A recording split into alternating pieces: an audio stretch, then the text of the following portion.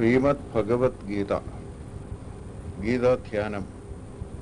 ഓം പാർത്ഥായ പ്രതിബോധിതാം ഭഗവതാ നാരായണേന സ്വയം വ്യാസേന ഗ്രഥിതാം പുരാണമുനിനാ മധ്യേ മഹാഭാരതം അദ്വൈതാമൃതവർഷിണീം ഭഗവതീം അഷ്ടാദശാധ്യായിനീം അംബ ത്വാമനുസന്തതാമി ഭഗവദ്ഗീതേ ഭവദ്വേഷിണീം. അധ്യായം 1. അർജുന വിഷാദയോഗം. കുരുക്ഷേത്ര യുദ്ധാരംഭം.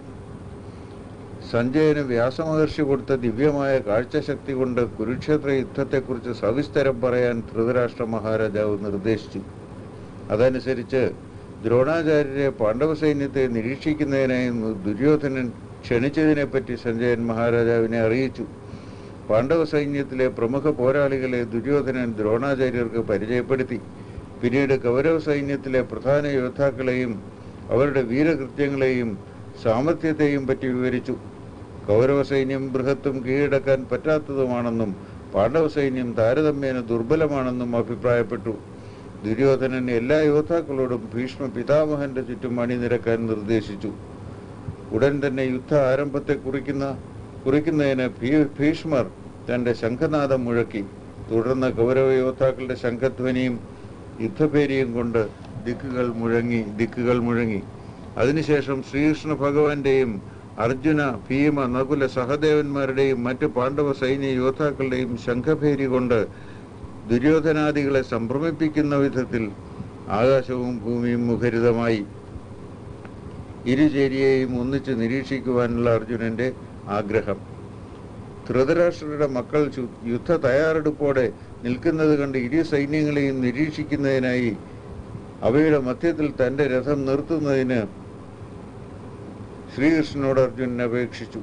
രണ്ട് സൈന്യത്തിലും യുദ്ധ തയ്യാറെടുപ്പോടെ തന്റെ ബന്ധുക്കൾ അണിനിരന്ന് നിൽക്കുന്നത് കണ്ട് അർജുനൻ അതീവ ദുഃഖിതനായി. അർജുനന്റെ ദുഃഖം. തന്റെ ദുഃഖം പ്രകടിപ്പിച്ചുകൊണ്ട് യുദ്ധത്തിന്റെ ദൂഷ്യഫലങ്ങളെപ്പറ്റി ഭഗവാനോട് അർജുനൻ വാചാലനായി. എതിർ സൈന്യത്തിലുള്ള തന്റെ പൂജ്യ ഗുരുക്കന്മാരെയും വന്ധ്യ ബന്ധുജനങ്ങളെയും വധിക്കേണ്ടി വരുമെന്നതിനാൽ താൻ വിജയമോ ഭൂമിയുടെ ആധിപത്യമോ ആഗ്രഹിക്കുന്നില്ലെന്നും പറഞ്ഞു. ദുര്യോധനാദികൾ ദുഷ്ടരാണെങ്കിലും അവരെ കൊല്ലുന്നത് പാപമാണെന്നും തങ്ങളുടെ വംശം നശിക്കുകയും സ്നേഹിതരുടെ ശത്രുത ഏറ്റുപിടിക്കുകയും ചെയ്യുന്ന യുദ്ധത്തിൽ കൂടെ പാണ്ഡവർക്ക് സന്തോഷം ലഭിക്കുകയില്ലെന്നും അർജുനൻ പറഞ്ഞു. ഒരു കുടുംബത്തെയും അതിന്റെ പാരമ്പര്യത്തെയും നശിപ്പിക്കുന്നതിന്റെ ദൂഷ്യഫലം അർജുനൻ വിശദീകരിച്ചു. സിംഹാസനത്തിനു വേണ്ടിയുള്ള ഒരു ദുരാഗ്രഹത്തിന്റെ പരിണതഫലമാണ് ഈ യുദ്ധമെന്നും അതിനാൽ ഇത് മഹാപാപമാണെന്നും അതിൽ തന്റെ പങ്കിനെക്കുറിച്ച് താൻ ഖേദിക്കുന്നുണ്ടെന്നും ധൃതരാഷ്ട്രരുടെ മക്കൾ തന്നെ കൊന്നിരുന്നുവെങ്കിൽ നന്നായേനെ എന്ന് തോന്നുന്നുവെന്നും അർജുനൻ വാദിച്ചു. ഇത്രയും പറഞ്ഞ് അർജുനൻ തന്റെ ആയുധങ്ങൾ നിലത്തെറിഞ്ഞു. താനും രഥത്തിൽ അതീവ ദുഃഖിതനായിട്ടിരുന്നു എന്ന് സഞ്ജയൻ ധൃതരാഷ്ട്രയെ അറിയിച്ചു. അധ്യായം 2. സാഖ്യയോഗം അല്ലെങ്കിൽ ജ്ഞാനയോഗം. അർജുനൻ അധിക്ഷേപിക്കപ്പെടുന്നു. അർജുനന്റെ ഈ പെരുമാറ്റത്തിനെ ഭഗവാൻ കൃഷ്ണൻ കുറ്റപ്പെടുത്തി. വിവരമുള്ള ആൾക്കാർ ആലോചിക്കാൻ പോലും അറയ്ക്കുന്ന ഇത്തരത്തിലുള്ള വികാര പ്രകടനം എങ്ങനെ അർജുനന് തോന്നി എന്ന് ഭഗവാൻ ആശ്ചര്യപ്പെട്ടു. ഈ പെരുമാറ്റം സ്വർഗമാകട്ടെ സൽകീർത്തിയാവട്ടെ അർജുനന് നൽകാൻ കഴിയാത്തതാണെന്നും ഇത് അർജുനൻ എന്ന വ്യക്തിക്ക് ഒട്ടും ചേരുന്നതല്ലെന്നും ഭഗവാൻ പറഞ്ഞു. ഈ ദൗർബല്യം ഉപേക്ഷിച്ച് സടകുടഞ്ഞെഴുന്നേറ്റ് അർജുനൻ എന്ന പോരാളിക്ക് അനുയോജ്യമായ രീതിയിൽ യുദ്ധം ചെയ്യുവാൻ ഭഗവാൻ ആഹ്വാനം ചെയ്തു. എന്നാൽ അർജുനനാകട്ടെ തന്റെ നിലപാടിൽ ഉറച്ചു നിൽക്കുകയും തന്റെ വന്ധ്യ ഗുരുക്കന്മാരെയും മറ്റും കൊല്ലുന്നതിലും ഭേദം ഭിക്ഷയാചിച്ച് ശേഷം ജീവിതം നയിക്കുന്നതാണ് നല്ലതെന്നും പറഞ്ഞ് യുദ്ധം ചെയ്യുന്നതിനുള്ള തന്റെ എതിർപ്പ് പ്രകടിപ്പിച്ചു. 3 ലോകങ്ങളുടെയും ചോദ്യം ചെയ്യപ്പെടാത്ത ആധിപത്യം തന്നാലും തന്റെ ദുഃഖം മാറ്റാൻ കഴിയില്ല എന്നും പറഞ്ഞു. എന്നാലും ഭഗവാനിൽ വിശ്വാസം അർപ്പിച്ചുകൊണ്ട് ആ സാഹചര്യത്തിൽ തന്റെ യഥാർത്ഥ ധർമ്മം എന്തെന്ന് ഉപദേശിച്ചു കൊടുക്കാൻ ആവശ്യപ്പെട്ടു. അങ്ങനെ തന്റെ ദുഃഖം പൂർണ്ണമായി പ്രകടിപ്പിച്ചുകൊണ്ട് ഈ പ്രാപഞ്ചിക സുഖങ്ങളിലെ ആഗ്രഹം നിശേഷം ഉപേക്ഷിച്ചവനായി യുദ്ധം ചെയ്യാൻ വിസമ്മതിച്ചും കൊണ്ട് അർജുനൻ ഇരുന്ന വിവരം സഞ്ജയൻ ധൃതരാഷ്ട്രയെ അറിയിച്ചു. ഭഗവാനാകട്ടെ ഇതിൽ അല്പം പോലും ചഞ്ചലനാകാതെ മന്ദസ്മിതം തൂക്കിക്കൊണ്ട് അർജുനന്റെ കർത്തവ്യത്തെപ്പറ്റി പറയാൻ തുടങ്ങി. ഭഗവാന്റെ ഹ്രസ്വമായ ഉപദേശം.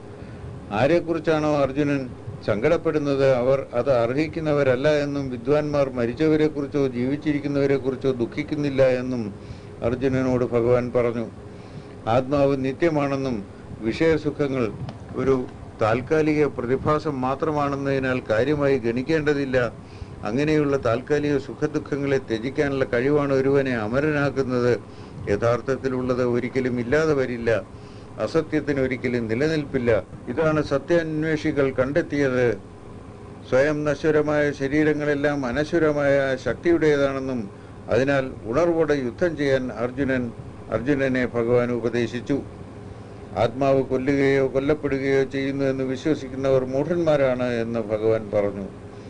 6 തരത്തിലുള്ള പരിണാമങ്ങൾക്കും അതീതമാണ് ആത്മാവ്. ഒരാൾ പഴയ വസ്ത്രങ്ങളെ മാറ്റി പുതിയവ എങ്ങനെ സ്വീകരിക്കുന്നുവോ അതുപോലെയാണ് ആത്മാവ് പുതിയ ശരീരം സ്വീകരിക്കുന്നത്. ആത്മാവിനെ മുറിപ്പെടുത്താനോ കത്തിക്കാനോ നനയ്ക്കാനോ ഉണക്കാനോ കഴിയില്ല. അത് നിത്യവും സർവവ്യാപിയും അചഞ്ചലവും അവ്യക്തവും അഗമ്യവും മൂകവുമാണ്. അതിനാൽ ആത്മാവിനെക്കുറിച്ച് ആരും ദുഃഖിക്കാറില്ല. അഥവാ ആത്മാവ് തുടർച്ചയായി ജനനവും മരണവും ഉള്ളതാണ് എന്ന് വാദത്തിനു വേണ്ടി സമ്മതിച്ചാൽ തന്നെ അപ്പോഴും അതിനെക്കുറിച്ച് ദുഃഖിച്ചിട്ട് ഫലമില്ല തന്നെ. യഥാർത്ഥത്തിൽ ആത്മാവ് എന്നത് ഒരു അത്ഭുത പ്രതിഭാസമാണ്. അതിനെ അങ്ങനെ കാണുന്നവരും കേൾക്കുന്നവരും വളരെ വിരളം എന്ന് മാത്രം. ഇതേപ്പറ്റി കേട്ടാൽ മനസ്സിലാക്കാൻ കഴിവുള്ളവരും ചുരുങ്ങും. അർജുനന്റെ ധർമ്മമാണ് അനീതിക്കെതിരെയുള്ള യുദ്ധം എന്നതിനാൽ മനഃശാഞ്ചല്യം ഉപേക്ഷിക്കാൻ ശ്രീകൃഷ്ണൻ വീണ്ടും ഉപദേശിച്ചു. ഒരു ക്ഷത്രിയന് ഒരു ധർമ്മയുദ്ധത്തിൽ പങ്കെടുക്കാൻ കഴിയുക എന്നതിലുപരി അഭികാമ്യമായി മറ്റൊന്നില്ല. അങ്ങനെ ഒരു യുദ്ധത്തിൽ പങ്കെടുത്ത് സ്വർഗവാതിൽ തുറന്നു കിട്ടുക എന്നത് ഏതൊരു ക്ഷത്രിയനെയും സന്തോഷിപ്പിക്കുന്ന കാര്യമാണ്. ഈ യുദ്ധത്തിൽ പങ്കുചേരുന്നില്ലെങ്കിൽ അർജുനൻ വലിയ പാപമായിരിക്കും ഏറ്റുവാങ്ങുക. കൂടാതെ മരണത്തിനേക്കാൾ മോശമായ അവസ്ഥയിലേക്ക് ലോകം പറഞ്ഞു വരുത്തുന്ന ദുഷ്പേർ അർജുനനെ കൊണ്ടെത്തിക്കും. യുദ്ധത്തിൽ മരിച്ചാൽ സ്വർഗവും ജയിച്ചാൽ ഭൂമിയുടെ ആധിപത്യവുമാകും ഫലം. അതിനാൽ ജയപരാജയങ്ങളുടെയും ലാഭനഷ്ടങ്ങളുടെയും സുഖദുഃഖങ്ങളെയും ഒരുപോലെ കണ്ട് യുദ്ധം ചെയ്യുവാൻ ഭഗവാൻ ഉപദേശിച്ചു. അങ്ങനെ ചെയ്താൽ പാപം ഉണ്ടാകില്ലെന്നും പറഞ്ഞു. കർമ്മത്തിന്റെ ചങ്ങല പൊട്ടിക്കാൻ കർമ്മയോഗം. അർജുനന് താൻ ഇതുവരെ ഉപദേശിച്ചത് ജ്ഞാനയോഗ മാർഗമാണെന്നും കർമ്മയോഗ മാർഗം വിശദീകരിക്കാമെന്നും ശ്രീകൃഷ്ണൻ പറഞ്ഞു. കർമ്മത്തിന്റെ കെട്ടുപാടുകളിൽ നിന്നും മുക്തനാകാൻ കർമ്മയോഗ മാർഗമാണ് പറ്റിയതെന്നും ഭഗവാൻ പറഞ്ഞു. കൂടാതെ ഈ മാർഗം അവലംബിക്കുന്നവർക്ക് അധ്വാന നഷ്ടമോ ദോഷഫലങ്ങളോ ഉണ്ടാകുന്നില്ല. ചുരുങ്ങിയ പരിശീലനം കൊണ്ട് തന്നെ ജനന മരണ ഭയത്തിൽ നിന്നും മോചിതനാകുകയും ചെയ്യും. ഫലം കാംക്ഷിച്ചും കൊണ്ടുള്ള ഏത് പരിശ്രമത്തിലും ബുദ്ധി ഏകാഗ്രമാകുന്നില്ല.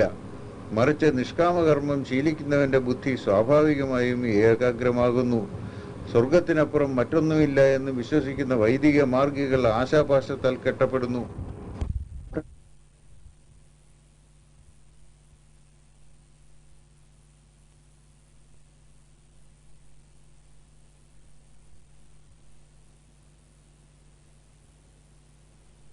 സാക്ഷാത്കാരം ലഭിച്ചവന് പിന്നെ വേദത്തിന്റെ ആവശ്യവുമില്ലല്ലോ. മനസ്സിന്റെ സന്തുലിതാവസ്ഥയാണ് കർമ്മയോഗം. കർമ്മയോഗത്തിനെ കുറിച്ച് ഭഗവാൻ അർജുനനോട് വിശദീകരിച്ചു. കർമ്മം ചെയ്യുക എന്നത് മാത്രമാണ് മനുഷ്യന്റെ അധികാരത്തിൽ പെടുന്നത് എന്നും കർമ്മഫലം അവകാശ പരിധിയിൽ പെടുന്നതല്ല എന്നും അതിനാൽ ഫലം കിട്ടുന്നതിന് വേണ്ടിയുള്ള വേദോക്തങ്ങളായവയും അല്ലാത്തവയുമായ പ്രവൃത്തികൾ ചെയ്യാൻ പാടില്ലാത്തതാണെന്നും നിർദ്ദേശിച്ചു. അതേസമയം കർമ്മം ചെയ്യുന്നതിൽ വിമുഖത പാടില്ലെന്നും പറഞ്ഞു. ജയപരാജയങ്ങളിൽ മനസ്സിന്റെ സന്തുലിതാവസ്ഥ പാലിച്ചും കൊണ്ട് എല്ലാത്തരം മമതകളെയും ഒഴിവാക്കിക്കൊണ്ട് ഈശ്വരനിൽ മനസ്സുറപ്പിച്ച് അവനവന്റെ ധർമ്മങ്ങൾ യഥാവിധി ചെയ്യുകയാണ് വേണ്ടതെന്നും പറഞ്ഞു. എല്ലാ ദ്വന്ദ്ഭാവങ്ങളുടെയും ഇടയിൽ മനസ്സിന്റെ സന്തുലിതാവസ്ഥ നിലനിർത്തുന്നതാണ് കർമ്മയോഗം. മനസ്സിന്റെ സമഭാവനയേക്കാൾ താഴ്ന്ന നിലവാരത്തിലുള്ളതാണ് ഉദ്ദേശപ്രാപ്തിക്ക് വേണ്ടിയുള്ള കർമ്മങ്ങൾ. ഈ ജീവിതത്തിലെ മാത്രമല്ല മുൻ ജീവിതങ്ങളിലെയും നല്ലതും ചീത്തയുമായ കർമ്മഫലങ്ങൾ മനസ്സിന് സമഭാവന പൂർണ്ണമായും ഇല്ലാതാക്കുന്നു. അതിനാലാണ് കർമ്മയോഗത്തിന്റെ രഹസ്യം മനസ്സിന്റെ സമഭാവനയിലാണ് എന്ന് പറയുന്നത്. കർമ്മഫലത്തെ ത്യജിച്ച് സമഭാവന നിലനിർത്തുന്ന ഒരുവൻ ജനന മരണ ബന്ധങ്ങളെ ഭേദിച്ച് പരമാനന്ദമയമായ ഏറ്റവും ഉയർന്ന സ്ഥിതിയിലെത്തുന്നു.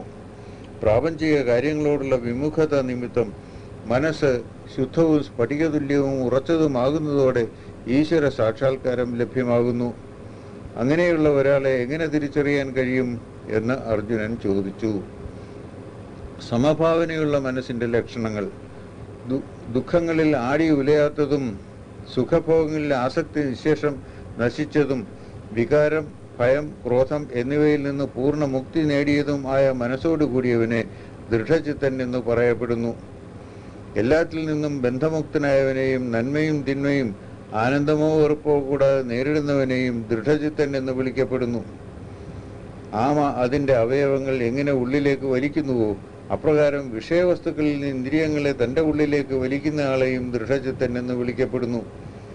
ആത്മനിയന്ത്രണം പരിശീലിക്കുന്ന ബുദ്ധിമാന്റെ മനസ്സിനെ പോലും പിടിച്ചു വലിച്ചും കൊണ്ടു പോകാൻ കഴിവുള്ളതാണ് വിഷയവികാരങ്ങൾ എന്നതിനാൽ തൻ്റെ വികാരങ്ങളെ നിയന്ത്രിച്ച് ഈശ്വരനിൽ സമർപ്പിച്ച മനസ്സും ആത്മാവുമായി ഒരുവൻ നിരന്തരം ധ്യാനനിരതനാകണം. മറിച്ച് വിഷയവസ്തുക്കളെപ്പറ്റി നിരന്തരം ആലോചിച്ചിരിക്കുന്നവർക്ക് അവയോട് അഭിരുചി ഉണ്ടാകുന്നു. ഈ അഭിരുചി ആസക്തിയായി വളരുന്നു. ആസക്തി നിറവേറ്റാതിരിക്കുമ്പോൾ ക്രോധം ഉത്ഭവിക്കുന്നു. ക്രോധം വികാര വിക്ഷോഭമായി മാറുകയും പിന്നീട് ബുദ്ധിഭ്രമമായി മാറുകയും അവസാനം സ്വയം വിനാശത്തിൽ എത്തുകയും ചെയ്യുന്നു. എന്നാൽ പൂർണ്ണ ആത്മനിയന്ത്രണം ലഭിച്ച ഒരാൾക്ക് തൻ്റെ മനസ്സ് ഇഷ്ടാനിഷ്ടങ്ങളിൽ നിന്ന് വിമുക്തമായതിനാൽ വിഷയസുഖങ്ങൾ ആസ്വദിക്കുമ്പോഴും മനസ്സിൻ്റെ സമചിത്തത നിലനിർത്തുവാൻ കഴിയുന്നു. അങ്ങനെയുള്ള ഒരാളുടെ ദുഃഖങ്ങൾക്ക് അറുതി വരുത്തുകയും തൻ്റെ ബുദ്ധി ഈശ്വരനിൽ ഉറപ്പിച്ചു നിർത്താൻ സാധിക്കുകയും ചെയ്യുന്നു. ആ വ്യക്തിയും ദൃഢചിത്തൻ തന്നെയാണ്. എല്ലാ ആഗ്രഹങ്ങളും ഉപേക്ഷിച്ചവനും സകല ബന്ധവിമുക്തനായവനും ഞാനെന്ന ഭാവം നശിച്ചവനും വിഷയാസക്തി ഇല്ലാത്തവനും നിത്യശാന്തി ലഭിക്കുന്നു. അങ്ങനെയുള്ള ആൾ ഈശ്വരജ്ഞാനം ലഭിച്ചവനാകുകയും മായയിൽ നിന്ന് മോചിതനാകുകയും ജീവിത അന്ത്യത്തിലെങ്കിലും ബ്രഹ്മാനന്ദം കൈവരിക്കുകയും ചെയ്യുന്നു. അധ്യായം 3. കർമ്മയോഗം. ജ്ഞാനമാണ് കർമ്മത്തിനേക്കാൾ ഉത്തമമെങ്കിൽ തന്നെ എന്തിനാണ് ഈ ഘോരം കൃത്യത്തിലേക്ക് തള്ളിവിടുന്നത് എന്ന് വിശദീകരിക്കാൻ ഭഗവാനോട് അർജുനൻ ആവശ്യപ്പെട്ടു. കൂടാതെ ഭഗവാൻ ഉപയോഗിച്ച പദങ്ങൾ തന്നിൽ ചില ആശയക്കുഴപ്പങ്ങൾ സൃഷ്ടിച്ചിരിക്കുകയാണെന്നും തനിക്ക് ഏറ്റവും യോജിച്ച മാർഗം ഏതാണെന്ന് പറഞ്ഞു കൊടുക്കാനും ആവശ്യപ്പെട്ടു. 2 മാർഗങ്ങൾ, ജ്ഞാന കർമ്മ യോഗങ്ങൾ. പണ്ട് മുതൽ തന്നെ 2 തരത്തിലുള്ള ആത്മീയ മാർഗങ്ങളാണ് താൻ നിർദ്ദേശിച്ചിട്ടുള്ളത് എന്നും അതിൽ സാഖ്യയോഗം ജ്ഞാനത്തിൻ്റെ മാർഗമാണെന്നും പറഞ്ഞു. കർമ്മയോഗം കർമ്മത്തിൻ്റെ മാർഗമാണെന്നും ഭഗവാൻ പറഞ്ഞു. ഈ 2 മാർഗങ്ങളിലും സ്വധർമ്മത്തെ ത്യജിക്കുക എന്നത് ആവശ്യമില്ലാത്തതാണ്. യഥാർത്ഥത്തിൽ ആർക്കും ഒരു നിമിഷം പോലും കർമ്മരഹിതനായിട്ടിരിക്കാൻ കഴിയുകയില്ല. മാത്രമല്ല, ബാഹ്യമായി കർമ്മേന്ദ്രിയങ്ങളെ നിയന്ത്രിക്കുകയും മാനസികമായി വിഷയസുഖങ്ങളിൽ ലീനനായിരിക്കുകയും ചെയ്യുന്നവർ കപടനാട്യക്കാരാണ്. മറിച്ച് കർമ്മയോഗമാർഗികൾ അവരുടെ കർമ്മേന്ദ്രിയങ്ങളെയും കർമ്മങ്ങളെയും നിയന്ത്രിക്കുകയും കർമ്മങ്ങളോട് മമത പുലർത്താതിരിക്കുകയും ചെയ്യുന്നുവെന്നതിനാൽ ഉത്തമന്മാരാണ്. കർമ്മരാഹിത്യത്തെക്കാൾ മെച്ചമാണ് കർമ്മം എന്നതിനാൽ സ്വധർമ്മം ത്യാഗമനസ്ഥിതിയോടെയും മമതയില്ലാതെയും ചെയ്യുകയാണ് വേണ്ടത് എന്ന് അർജുനനെ ഭഗവാൻ ഉപദേശിച്ചു. ത്യാഗം സമൃദ്ധിയിലേക്കുള്ള വഴി. സൃഷ്ടാവിൻ്റെ നിർദ്ദേശം. സൃഷ്ടിയുടെ ആരംഭത്തിൽ തന്നെ സൃഷ്ടാവ് മനുഷ്യരോട് സന്തോഷ ഐശ്വര്യങ്ങൾക്കുള്ള വഴി ആത്മത്യാഗമാണെന്ന് ഉപദേശിച്ചിരുന്നു. അവരുടെ യജ്ഞങ്ങളിലൂടെ ദൈവങ്ങളെ സന്തോഷിപ്പിക്കുകയും പ്രത്യുപകാരമായി ദൈവങ്ങൾ മനുഷ്യർക്ക് വേണ്ടത് നൽകുകയും അങ്ങനെ നിഷ്കാമകർമ്മങ്ങളിൽ കൂടി 2 കൂട്ടർക്കും വേണ്ടത് ലഭിക്കുകയും ചെയ്യും എന്നാണ് സൃഷ്ടാവ് നിർദ്ദേശിച്ചത്. ദൈവകാരുണ്യം കൊണ്ട് കിട്ടുന്നത് എല്ലാം സ്വയം അനുഭവിക്കുകയും പകരമായി ദൈവങ്ങൾക്കൊന്നും കൊടുക്കാതെയും ഉള്ളവർ മോഷ്ടാക്കളാണ്.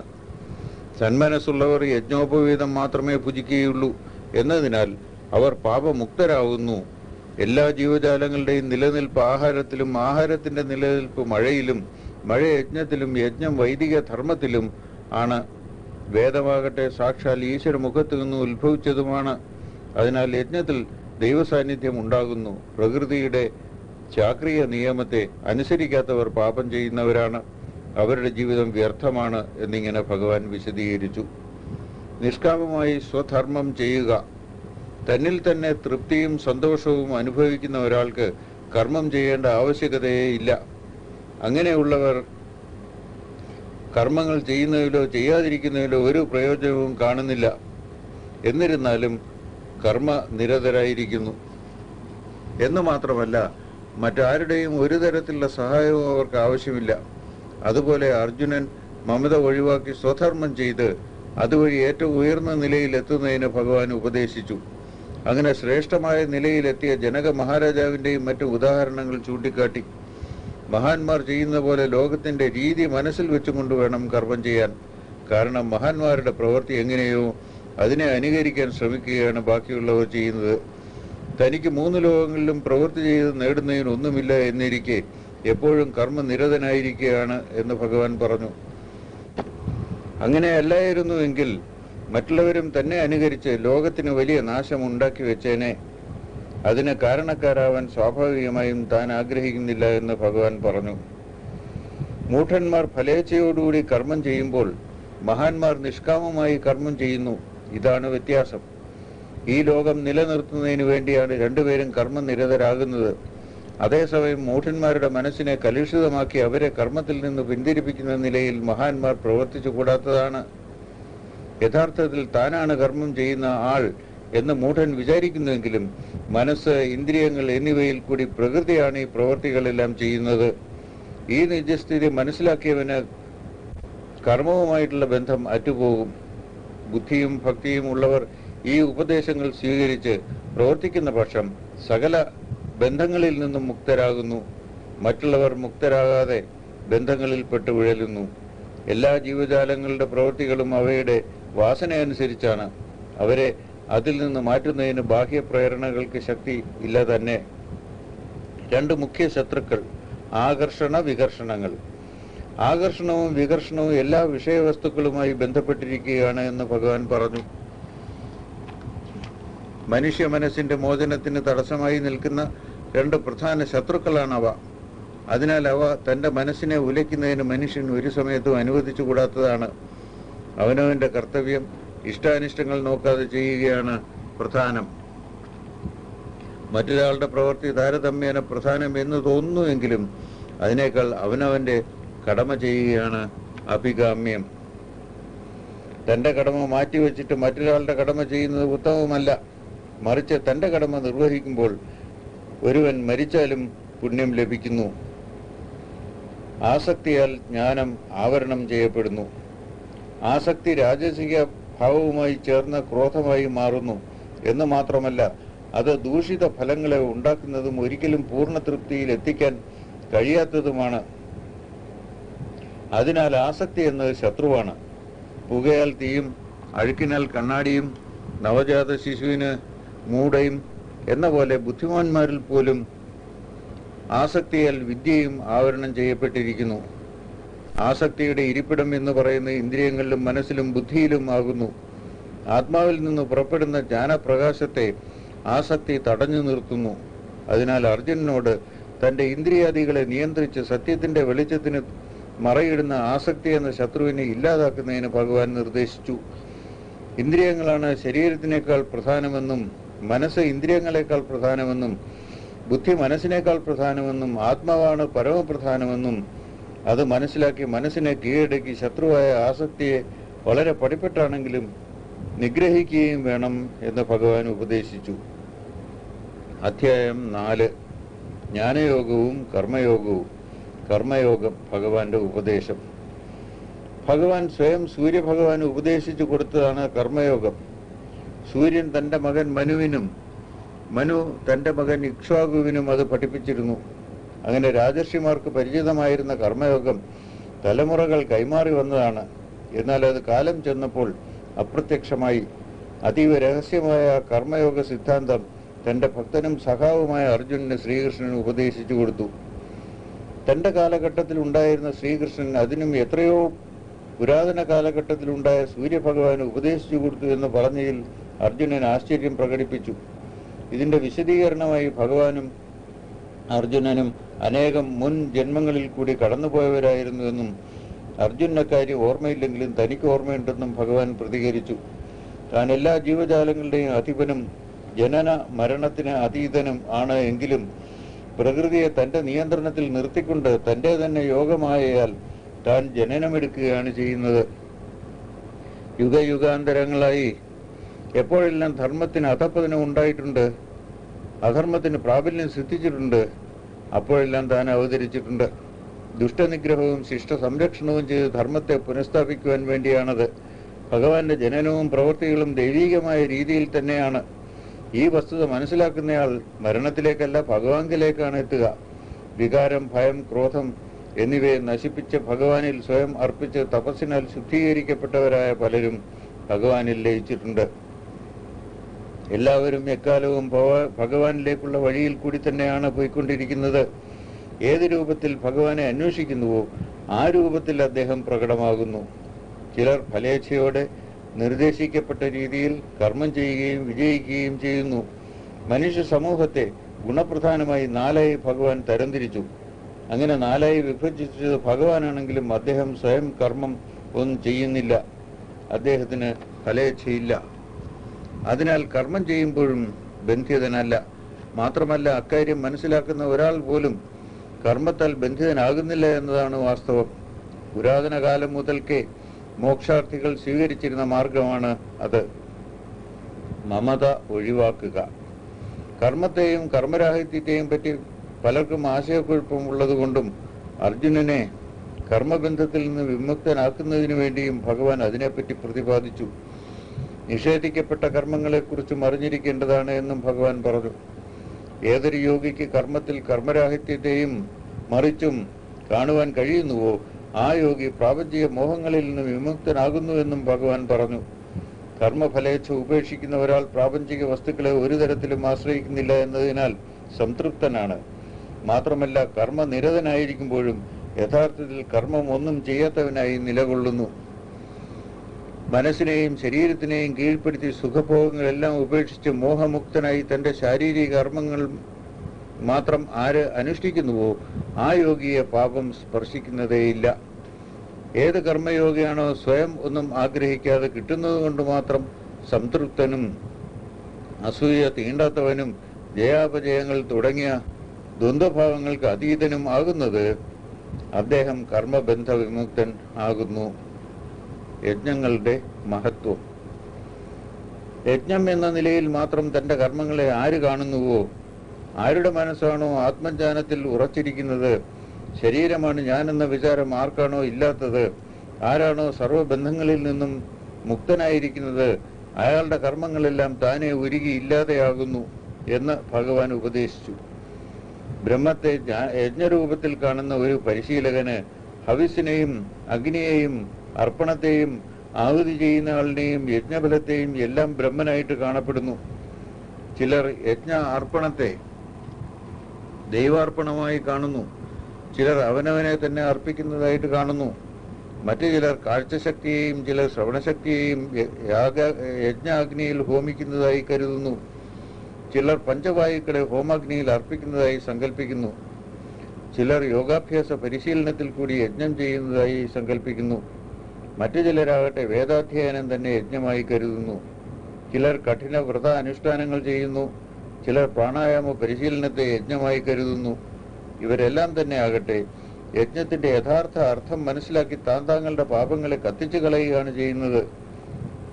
യജ്ഞശിഷ്ടമായ അമൃതത്തെ ഭുജിക്കുന്നവർ നിത്യബ്രഹ്മത്തെ പ്രാപിക്കുന്നു. മറ്റുള്ളവർക്ക് ഇഹത്തിലും പരത്തിലും ആനന്ദം ആസ്വദിക്കാൻ കഴിയുന്നില്ല. മനസ്സ്, ഇന്ദ്രിയങ്ങൾ, ശരീരം എന്നിവയെ ഉപയോഗിച്ചും കൊണ്ടുള്ള പലവിധത്തിലുള്ള യജ്ഞങ്ങളെപ്പറ്റി വേദങ്ങളിൽ സവിസ്തരം പറയുന്നു. അവയെക്കുറിച്ചുള്ള യാഥാർത്ഥ്യം മനസ്സിലാക്കുന്നവൻ കർമ്മബന്ധങ്ങളിൽ നിന്ന് മോചിപ്പിക്കപ്പെടുന്നു.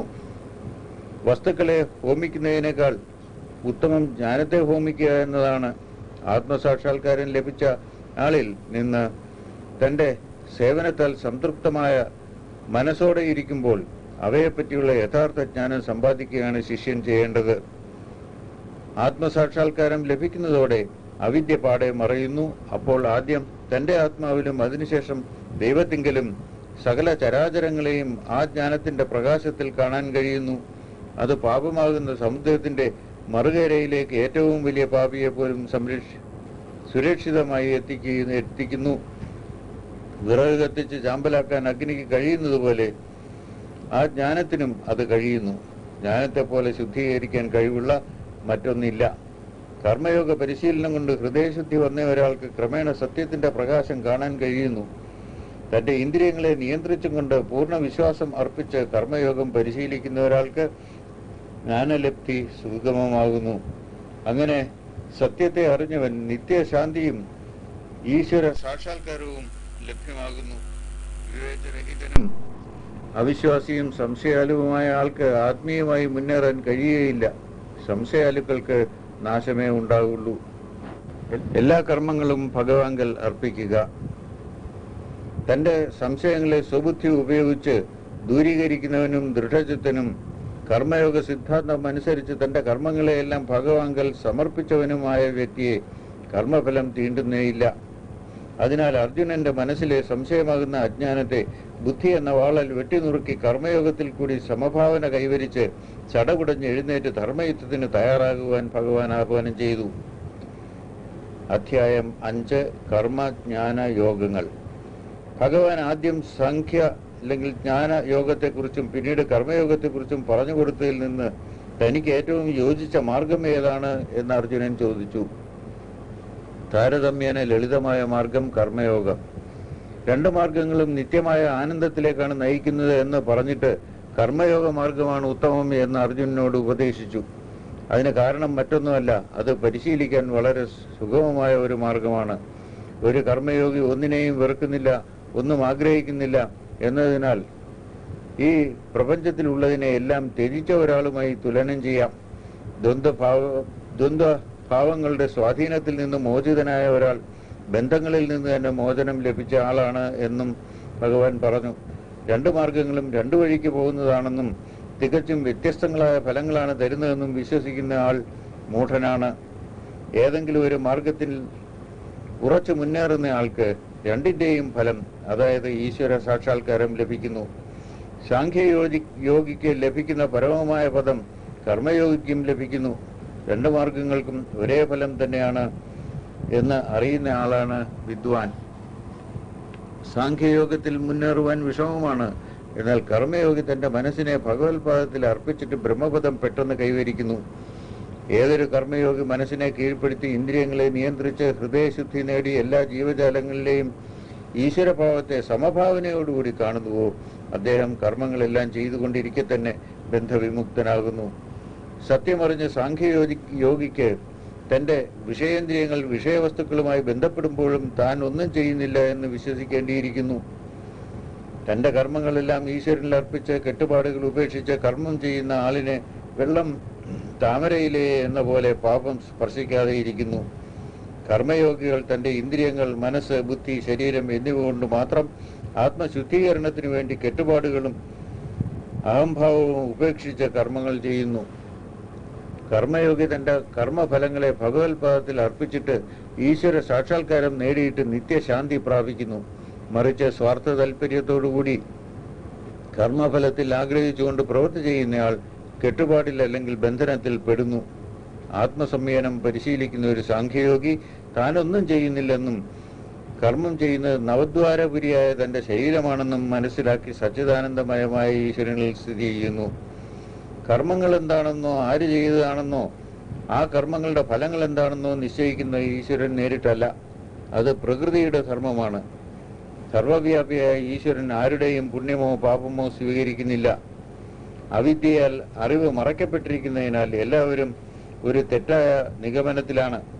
അവിദ്യ മാറി യഥാർത്ഥ ജ്ഞാനം വന്നവരുടെ ബുദ്ധി സൂര്യനെ പോലെ പ്രകാശിക്കുകയും അവർക്ക് ഈശ്വരന്റെ യാഥാർത്ഥ്യം മനസ്സിലാകുകയും ചെയ്യുന്നു. ദൈവികമായ ബുദ്ധിശക്തി. ആരുടെ മനസ്സും ബുദ്ധിയുമാണോ ഈശ്വരനിൽ ലയിച്ച് സ്ഥിരമായി നിൽക്കുന്നത്, അവർ മടങ്ങി വരാത്ത വിധം അവരുടെ പാപങ്ങൾ പൂർണ്ണമായും അകന്ന് ദൈവിക സ്ഥിതിയിലായിത്തീരുന്നു. മഹാനായ ഒരു പണ്ഡിതനെയും പശുവിനെയും ആനയെയും ശ്വാവിനെയും നീചനെയും ബുദ്ധിമാൻ ഒരുപോലെയാണ് കാണുന്നത്. ഈശ്വരൻ സൽപ്രവൃത്തിയെയും ദുഷ്പ്രവൃത്തിയെയും ഒരു വ്യത്യാസവും കൂടാതെ ഒന്നുപോലെയാണ് കാണുന്നത്. അതിനാൽ നാനാത്വത്തിൽ ഏകത്വത്തെ കാണാൻ കഴിയുന്ന വ്യക്തി നിത്യസത്യത്തിൽ ഉറച്ചവനും പ്രപഞ്ചത്തെ കീഴടക്കിയവനുമാകുന്നു. ആരാണോ വിഷയവസ്തുക്കളിൽ ആസക്തി ഇല്ലാതെയിരിക്കുന്നത് അയാൾ ധ്യാനത്തിലൂടെ മനസ്സിന്റെ സ്വതസിദ്ധമായ സാത്വിക ആനന്ദം അനുഭവിക്കുകയും പിന്നീട് ബ്രഹ്മവുമായി ഏകത്വം പ്രാപിക്കുകയും നിത്യമായ ആനന്ദം ആസ്വദിക്കുകയും ചെയ്യുന്നു. വിഷയേന്ദ്രിയങ്ങൾ വഴി ലഭ്യമാകുന്ന സുഖങ്ങൾ ദുരിതത്തിന്റെ മാർഗമാണ്. അവയ്ക്കൊരു തുടക്കവും ഒരു അവസാനവും ഉണ്ട്. മഹാന്മാർ അതിന്റെ വലയിൽ പെടുന്നില്ല. വിഷയാസക്തിയുടെയും ക്രോധത്തിന്റെയും പ്രേരണകളെ തടഞ്ഞു നിർത്തുന്ന ആളാണ് യോഗി. അയാൾ മാത്രമാണ് സന്തുഷ്ടൻ.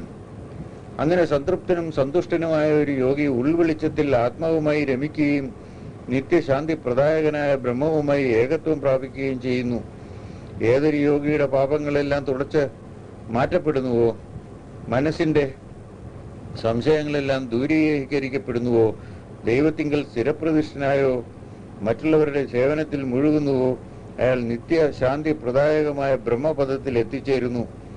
ഏത് ബുദ്ധിമാനാണോ വിഷയാസക്തി, ക്രോധം എന്നിവയിൽ നിന്ന് മുക്തനാകുന്നത്, മനസ്സിനെ കീഴ്പ്പെടുത്തുന്നത്, ഈശ്വര സാക്ഷാത്കാരം പ്രാപിക്കുന്നത്, അയാൾക്ക് നിത്യശാന്തി പ്രദായകനായ ബ്രഹ്മനെ എല്ലായിടത്തും ദർശിക്കാൻ കഴിയുന്നു. ധ്യാനനിരതനായ ഏതൊരുവനാണോ ബാഹ്യസുഖങ്ങളെ പൂർണ്ണമായി ഉപേക്ഷിച്ചിരിക്കുന്നത്, പുരികമധ്യത്തിൽ തന്റെ ദൃഷ്ടികളെ ഉറപ്പിച്ച് പ്രാണ അപാന വായുക്കളെ നിയന്ത്രിക്കുന്നത്, ഇന്ദ്രിയങ്ങളെയും മനസ്സിനെയും ബുദ്ധിയെയും തന്റെ ചൊൽപ്പടിക്ക് നിർത്തുന്നത്, ആസക്തി, ഭയം, ക്രോധം എന്നിവയിൽ നിന്ന് മോചിതനായിരിക്കുന്നത്, അയാൾ മുക്തി നേടിയവനാണ്. ഭഗവാൻ യഥാർത്ഥത്തിൽ എല്ലാ യജ്ഞങ്ങളുടെയും വ്രത അനുഷ്ഠാനങ്ങളുടെയും ഭോക്താവാണെന്നും എല്ലാ ലോകങ്ങളുടെയും നാഥനാണെന്നും സർവ്വജീവജാലങ്ങളുടെയും സാക്ഷിമാത്രമായ അഭ്യുദയകാംക്ഷിയാണെന്നും ആര് മനസ്സിലാക്കുന്നുവോ അയാൾക്ക് നിത്യശാന്തി ലഭിക്കുന്നു. അധ്യായം 6. ധ്യാനയോഗം അഥവാ ആത്മനിയന്ത്രണം. കർമ്മഫലത്യാഗം ഏറ്റവും ഉത്തമ മാർഗം. അവനവന്റെ ധർമ്മം പ്രതിഫലേച്ഛ കൂടാതെ കൃത്യമായി ആര് ചെയ്യുന്നുവോ അയാൾ കർമ്മയോഗിയും ജ്ഞാനയോഗിയും രണ്ടുമാണ്. ഹോമാഗ്നി ത്യജിച്ച ഒരു സന്യാസി അല്ലെങ്കിൽ സാഖ്യയോഗി മാത്രമല്ല അയാൾ. എല്ലാ കർമ്മങ്ങളും ത്യജിച്ച ഒരു യോഗിയുമല്ല അയാൾ. സന്യാസം എന്ന് പറയുന്നത് യോഗം തന്നെയാണ്.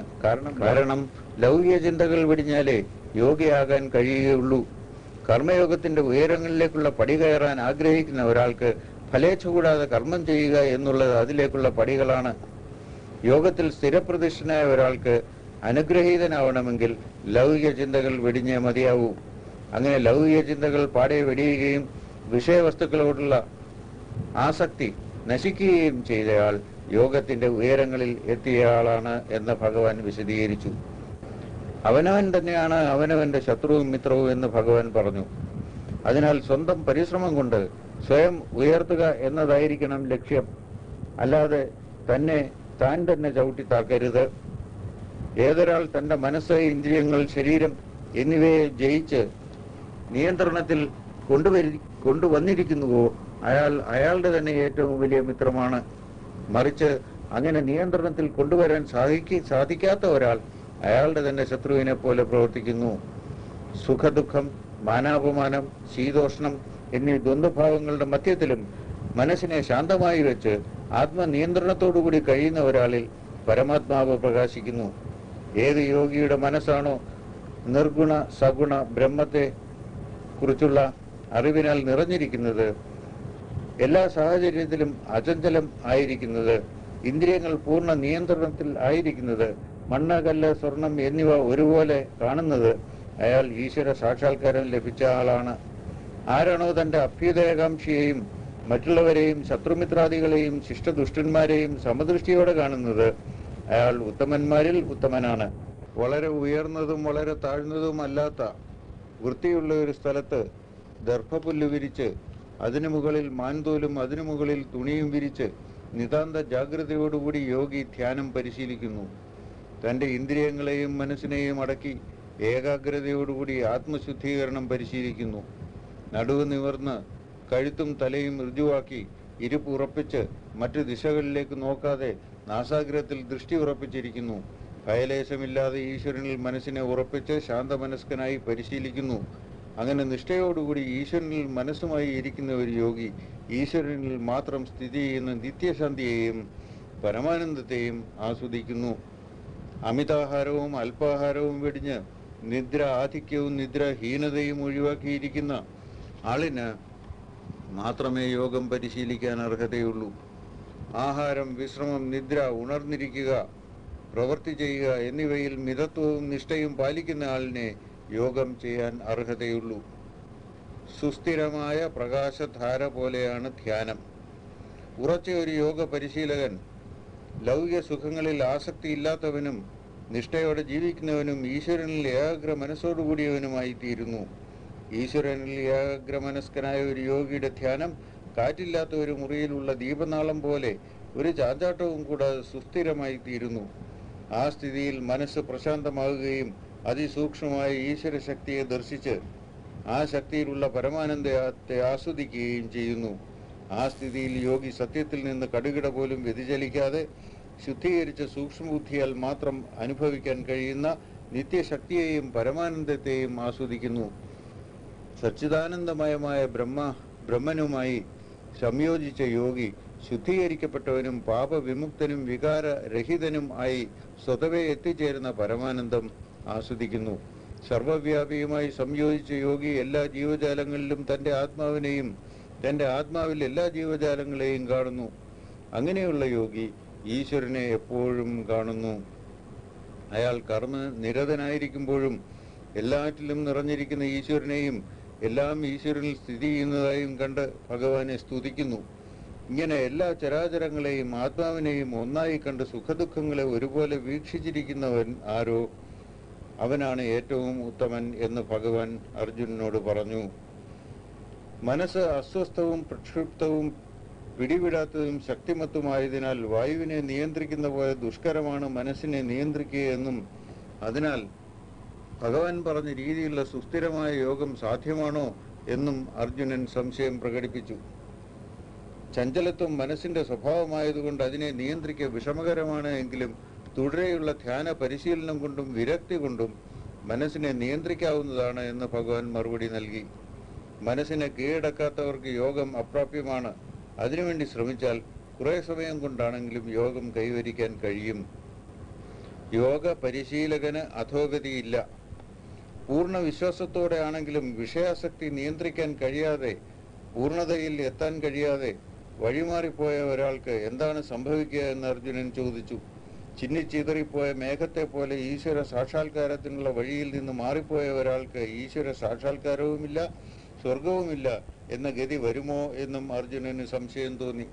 സാക്ഷാൽ ഭഗവാനല്ലാതെ മറ്റാർക്കും തന്നെ ഇത്തരം സംശയ നിവൃത്തി വരുത്താൻ കഴിയുകയില്ല എന്നതിനാലാണ് താൻ ഈ സംശയം ഉന്നയിക്കുന്നതെന്നും അർജുനൻ പറഞ്ഞു. ആത്മ ഉന്നമനത്തിന് പരിശ്രമിക്കുന്ന ഒരാൾക്ക് ഒരിക്കലും ഒരു ദുര്യോഗവും ഉണ്ടാവുകയില്ല എന്നും അതിനാൽ അധോഗതിയെപ്പറ്റിയുള്ള അർജുനന്റെ ഭയം തികച്ചും അസ്ഥാനത്താണെന്നും ഭഗവാൻ തറപ്പിച്ചു പറഞ്ഞു. ശ്രമിച്ചിട്ടും പൂർണ്ണയോഗ അവസ്ഥയിൽ എത്താത്ത ഒരുവന് തൻ്റെ പുണ്യങ്ങളുടെ ശക്തി അനുസരിച്ച് കിട്ടേണ്ട അവസ്ഥ കിട്ടുക തന്നെ ചെയ്യും. അവ നഷ്ടമാകുകയില്ല. ഉയർന്ന ലോകങ്ങളിൽ വളരെ നാൾ ഇരുന്ന ശേഷം ആ പുണ്യാത്മാക്കൾ ഈശ്വരവിശ്വാസമുള്ള ധനികരുടെ കുടുംബത്തിൽ ജന്മമെടുക്കുന്നു. വിരക്തി നേടിയവരാണെങ്കിൽ യോഗികളുടെ കുടുംബത്തിൽ ജനിക്കുന്നു. അത്തരം ജന്മം ഏറ്റവും ദുർലഭമാണ്. ആ ജന്മത്തിൽ അയാൾക്ക് മുൻ ജന്മത്തെക്കുറിച്ചുള്ള അറിവുണ്ടാകുകയും ഈശ്വര സാക്ഷാത്കാരത്തിന് വേണ്ടി കൂടുതൽ പരിശ്രമിക്കുകയും ചെയ്യുന്നു. ധനിക കുടുംബത്തിൽ ജനിച്ചയാൾ വിഷയാസക്തി നശിച്ചിട്ടില്ലെങ്കിലും മുൻ ജന്മശീലം കൊണ്ട് ഈശ്വരങ്കലേക്ക് ശക്തിപൂർവം ആകർഷിക്കപ്പെട്ടവനായിത്തീരുന്നു. അതുമാത്രവുമല്ല, ഫലമുദ്ദേശിച്ച് വേദോക്തി പ്രകാരം ചെയ്യുന്ന കർമ്മങ്ങളിൽ നിന്ന് പോലും മോചിതനായി യോഗത്തെ പ്രാപിക്കുന്നു. മുജ്ജന്മവാസന അനുസരിച്ച് ആത്മാർത്ഥമായി പരിശീലനം നടത്തുന്ന ഒരു യോഗി തൻ്റെ പാപങ്ങളെല്ലാം നശിപ്പിക്കപ്പെട്ട് ആ ജീവിതത്തിൽ തന്നെ പൂർണ്ണതയിലെത്തുകയും ഉന്നത പദവിയിൽ എത്തിച്ചേരുകയും ചെയ്യുന്നു. അങ്ങനെയുള്ള യോഗി സന്യാസിമാരെക്കാളും വേദോപനിഷത്തുകളിൽ പാണ്ഡിത്യം നേടിയവരെക്കാളും സ്വർഗപ്രാപ്തിക്കുള്ള പുണ്യകർമ്മങ്ങൾ ചെയ്യുന്നവരെക്കാളും ഉത്തമനാണ്. അതിനാൽ അർജുനനോട് ഭഗവാൻ ഒരു യോഗിയാകാൻ ഉപദേശിച്ചു. ഈശ്വരനിൽ ഏകാഗ്രമനസ്കനായി അദ്ദേഹത്തെ ആത്മാർത്ഥമായി ആരാധിക്കുന്ന ആൾക്ക് ഈ യോഗികളിൽ ഏറ്റവും മഹനീയ സ്ഥാനമാണ് ഉള്ളത്. അധ്യായം 7. ജ്ഞാനവിജ്ഞാന യോഗം. ഈശ്വരനെ അറിയാനുള്ള പരിശ്രമം. ഭഗവാനെ പൂർണ്ണമായി ആശ്രയിച്ചുകൊണ്ടുള്ള യോഗ പരിശീലനം വഴി ഈശ്വരനെ പൂർണ്ണമായി അറിയുവാൻ കഴിയുമെന്നും താൻ പറഞ്ഞു തരുന്നത് ശ്രദ്ധിച്ചു കേൾക്കണമെന്നും അർജുനനോട് ശ്രീകൃഷ്ണൻ പറഞ്ഞു. ഈശ്വരൻ്റെ സഗുണ നിർഗുണ സ്വരൂപ അരൂപ ഭാവങ്ങളെപ്പറ്റി പൂർണ്ണമായ ജ്ഞാനം കൊടുക്കാമെന്നും അതറിഞ്ഞാൽ പിന്നെ ഈ ലോകത്തിൽ അറിയാനായി ഒന്നും ബാക്കിയില്ലെന്നും ഭഗവാൻ അർജുനനോട് പറഞ്ഞു. 1000-ൽ ഒരുവൻ മാത്രമേ ഈശ്വരനെ മനസ്സിലാക്കാൻ ശ്രമിക്കുന്നുള്ളൂ എന്നും അത്തരം യോഗികളിൽ ചുരുക്കം പേർക്ക് മാത്രമേ ഈശ്വരനെ കുറിച്ചുള്ള യഥാർത്ഥ ജ്ഞാനം ലഭിക്കുന്നുള്ളൂ എന്നും ഭഗവാൻ പറഞ്ഞു. തൻ്റെ കീഴ്ത്തട്ടിലുള്ള പ്രകൃതി 8 വസ്തുക്കളാലാണ് ഉണ്ടാക്കിയിരിക്കുന്നത്. ഭൂമി, ജലം, അഗ്നി, വായു, ആകാശം മനസ്സ്, ബുദ്ധി, അഹങ്കാരം എന്നിവയാണവ. തൻ്റെ ആധ്യാത്മിക ഭാവമാണ് ഈ പ്രപഞ്ചത്തെ നിലനിർത്തുന്നതെന്നും അതാണ് ജീവനല്ലെങ്കിൽ ചൈതന്യമെന്നും ഭഗവാൻ പറഞ്ഞു. ഈ പ്രപഞ്ചത്തിലെ എല്ലാം തൻ്റെ ഈ ഇരട്ട രൂപത്തിലുള്ള പ്രകൃതിയിൽ നിന്നാണ് ഉദ്ഭവിച്ചത് എന്നും താൻ മാത്രമാണ് ഈ സൃഷ്ടിയുടെ കർത്താവ് എന്നും ഈ പ്രപഞ്ചം അവസാനം തന്നിൽ തന്നെ ലയിക്കുകയാണെന്നും ഈ പ്രപഞ്ചത്തിൽ താനല്ലാതെ മറ്റൊന്നുമില്ലെന്നും ഭഗവാൻ അറിയിച്ചു. ചരടിൽ മണി പോലെ കുരുക്കുണ്ടാക്കി മാലയാക്കുന്നത് പോലെയാണ് പ്രപഞ്ചം തന്നിൽ സ്ഥിതി ചെയ്യുന്നത്. എല്ലാം ഈശ്വരനാണ്. വെള്ളത്തിൻ്റെ ദ്രാവകത്വം, സൂര്യചന്ദ്രന്മാരിലുള്ള വെളിച്ചം, വേദത്തിലുള്ള ഓം എന്ന പാവന മന്ത്രം, ആകാശത്തിലെ ശബ്ദതത്വം, പുരുഷനിലുള്ള പുരുഷത്വം, ഭൂമിയുടെ ഗന്ധതത്വം, അഗ്നിയുടെ പ്രഭ, ജീവജാലങ്ങളിലെ ജീവചൈതന്യം എല്ലാം ഈശ്വരൻ്റേതാണ്. എല്ലാ ജീവജാലങ്ങളുടെയും ബീജം, ബുദ്ധിമാന്റെ ബുദ്ധി, പ്രതിഭകളുടെ ചൈതന്യം, ബലവാന്മാരുടെ ബലം, ആശയ അഭിലാഷങ്ങളിൽ നിന്നുള്ള വിരക്തി, ജീവജാലങ്ങളിലുള്ള കാമവികാരം എല്ലാം ഈശ്വരൻ്റെ ചൈതന്യം തന്നെ. ഇങ്ങനെ അനുഭവപ്പെടുന്നതെല്ലാം ഈശ്വരനിൽ നിന്ന് ഉത്ഭവിച്ച സത്വ, രജസ്, തമോ ഗുണങ്ങളുടെ സമ്മിശ്ര ഫലമാണ്. എന്നാൽ യഥാർത്ഥത്തിൽ ഈശ്വരൻ ആരിലും ഉണ്ടാകുന്നില്ല, ആരും ഈശ്വരനിലും ഉണ്ടാകുന്നില്ല. പ്രകൃതിയുടെ സത്വ, രജസ്, തമസ് എന്ന ത്രിഗുണങ്ങളിൽ നിന്ന് ഉണ്ടായവയാണ് ഈ സൃഷ്ടി. പ്രപഞ്ചം നശ്വരമെന്നിരിക്കെ ഈശ്വരൻ ഇതിൽ നിന്ന് വിഭിന്നമായി അനശ്വരനായി സ്ഥിതി ചെയ്യുന്നു. അതിനാലാണ് ഈ പ്രപഞ്ച വസ്തുക്കളിൽ ഈശ്വരനെ നമുക്ക് നേരിട്ട് കാണാൻ കഴിയാത്തത്. ഈ ത്രിഗുണങ്ങളെ സൃഷ്ടിക്കുന്ന ആ അത്ഭുത ശക്തിയായ മായ എന്ന മൂടുപടം സത്യമായ ഈശ്വരനെ മറയ്ക്കുന്നു. ഈശ്വര ചൈതന്യത്തെപ്പറ്റി നിരന്തരം ചിന്തിക്കുന്നവർക്കല്ലാതെ മറ്റുള്ളവർക്ക് ഈ മായ എന്ന മൂടുപടത്താൽ മറയ്ക്കപ്പെട്ടിരിക്കുന്ന ഭഗവാനെ കാണാൻ കഴിയുന്നില്ല. ഭഗവാനെക്കുറിച്ച് ചിന്തനം ചെയ്യാത്ത ആസുരഭാവമുള്ള വിഡ്ഢികൾക്കും മായയാൽ കബളിപ്പിക്കപ്പെട്ട ബുദ്ധിയോടുകൂടിയവർക്കും ഈശ്വര ചൈതന്യത്തെ മനസ്സിലാക്കാനോ സ്തുതിക്കാനോ പറ്റുന്നില്ല. ആരാധനാക്രമം പലവിധം. ഈശ്വരനെ ആരാധിക്കുന്നവർ 4 വിധത്തിലുണ്ട്. ഭൗതിക സമ്പത്ത് ആഗ്രഹിക്കുന്നവർ, കഷ്ടത അനുഭവിക്കുന്നവർ, ജ്ഞാനം തേടുന്നവർ, ബുദ്ധിമാന്മാർ. ഇവരിൽ ബുദ്ധിമാന്മാരാണ് മുന്നിൽ. ഈശ്വരനിൽ ഉറച്ച ഭക്തിയുള്ളവർ ഭഗവാനുമായി താതാത്മ്യം പ്രാപിച്ചവരാണ്. അങ്ങനെയുള്ളവർക്ക് ഈശ്വരജ്ഞാനം ഉണ്ടാകുന്നു. അവർക്ക് ഈശ്വരനും ഈശ്വരന് അവരും വളരെ പ്രിയപ്പെട്ടവരായിത്തീരുന്നു. ഈ 4 തരത്തിലുള്ളവരും വലിയ പുണ്യാത്മാക്കളാണ്. എന്നാൽ ബുദ്ധിമാന്മാർ ഭഗവാനുമായി താതാത്മ്യം പ്രാപിച്ചവരാണ്. മറ്റുള്ള തന്റെ ഭക്തന്മാർ ഏത് രൂപത്തിലാണോ ഭഗവാനെ ആരാധിക്കുന്നത് ആ രൂപത്തിൽ ഭഗവാൻ അവരുടെ മനസ്സിൽ ഉറയ്ക്കുന്നു. ആ ഭക്തന്മാർ ആഗ്രഹിച്ച സുഖങ്ങളെല്ലാം ആ രൂപത്തിൽ കൂടെ ഭഗവാൻ ആ ഉറച്ച ഭക്തന്മാർക്ക് പ്രദാനം ചെയ്യുന്നു. എന്നാൽ അങ്ങനെയുള്ളവർ ചെറിയ മനസ്സുള്ളവരാണ്. അവർ ആഗ്രഹിക്കുന്നതും അവർക്ക് ലഭിക്കുന്നതും നശ്വര വസ്തുക്കൾ മാത്രം. ഈശ്വര ആരാധന. ഈശ്വരനെ ഏത് രീതിയിലായാലും ആരാധിക്കുന്നവർ ഈശ്വരനിൽ തന്നെ എത്തിച്ചേരുന്നു. എന്നാൽ അനശ്വരമായ അതുല്യമായ പരമപദത്തിൽ ഇരിക്കുന്ന ഈശ്വരനെ മൂഢന്മാർ മനസ്സിലാക്കുന്നില്ല. സച്ചിദാനന്ദമയമായ മനസ്സിൻ്റെയും ഇന്ദ്രിയങ്ങളുടെയും അറിവിനപ്പുറത്തുള്ള ആ പരമചൈതന്യത്തെ ഒരു സാധാരണ മനുഷ്യരൂപത്തിൽ കാണാൻ ഉള്ള അറിവ് മാത്രമേ അവർക്കുള്ളൂ. ഈശ്വരൻ്റെ തന്നെ യോഗമായാൽ ആ പരമശക്തിയെ എല്ലാവരും മനസ്സിലാക്കുന്നില്ല. മാത്രമല്ല, ആ അനശ്വരമായ ആദിയന്തമില്ലാത്ത ജനനമരണങ്ങൾക്ക് അതീതനായ ആ ശക്തിയെ ജനന മരണ വിധേയനായ ഒരു മനുഷ്യനെ പോലെ മൂഢന്മാർ കരുതുകയും ചെയ്യുന്നു. ഭൂതം, ഭാവി, വർത്തമാനം എന്നീ കാലങ്ങളിലുള്ള അറിവ് ഈശ്വരനുണ്ട്. എന്നാൽ ഭഗവാന്റെ യഥാർത്ഥ പൊരുൾ ആരും മനസ്സിലാക്കുന്നില്ല. ഈ ലോകത്തിലുള്ള സമസ്ത ജീവജാലങ്ങളും മായയാൽ ഉളവാക്കപ്പെട്ട തെറ്റിദ്ധാരണയിൽപ്പെട്ട് വിഴലുന്നു. അതിനാലാണ് ഇഷ്ടാനിഷ്ടങ്ങളിൽ കൂടി ദ്വന്ദ്വഭാവങ്ങൾ ഇവിടെ അവർ അനുഭവിക്കുന്നത്. എന്നാൽ ബുദ്ധിമാന്മാർ പാപമുക്തരായി പുണ്യ ആത്മാക്കളായി മായയിൽ നിന്ന് മോചിതരായി ദൃഢചിത്തരായി ഈശ്വരനെ ആരാധിക്കുന്നു. അങ്ങനെ ഭഗവാനിൽ ശരണം പ്രാപിച്ച അവർ ജനന മരണങ്ങളിൽ നിന്ന് മോചനം ആഗ്രഹിക്കുന്നു. അവർ ഏറ്റവും സൂക്ഷ്മമായ ബ്രഹ്മനെയും ജീവാത്മ പരമാത്മാക്കളെയും കർമ്മങ്ങളെയും പ്രകൃതി വസ്തുക്കളെയും സാക്ഷിഭൂതനായിട്ട് എല്ലാ ജീവജാലങ്ങളുടെയും ഹൃദയത്തിൽ സ്ഥിതി ചെയ്യുന്ന അരൂപിയായ ശക്തിയെയും അറിയുന്നു. അങ്ങനെ ദൃഢമനസ്കരായിട്ടുള്ളവർക്ക് മരണസമയത്തെങ്കിലും ഈശ്വരനെ കുറിച്ചുള്ള പൂർണ്ണജ്ഞാനം കൈവരുന്നു. അധ്യായം 8. അക്ഷരബ്രഹ്മയോഗം. അനശ്വര ബ്രഹ്മത്തെക്കുറിച്ചുള്ള യോഗം. ബ്രഹ്മജ്ഞാനം.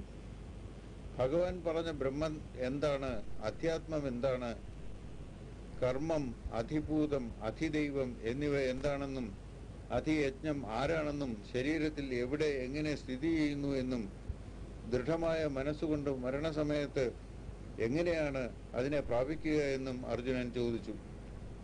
ബ്രഹ്മം എന്നത് അനശ്വരമായ ഏതൊന്നുണ്ടോ അതാണെന്നും അവനവനിലുള്ള ജീവാത്മാവിനെയാണ് അധ്യാത്മം എന്ന് പറയുന്നത് എന്നും ഭഗവാൻ മറുപടി പറഞ്ഞു.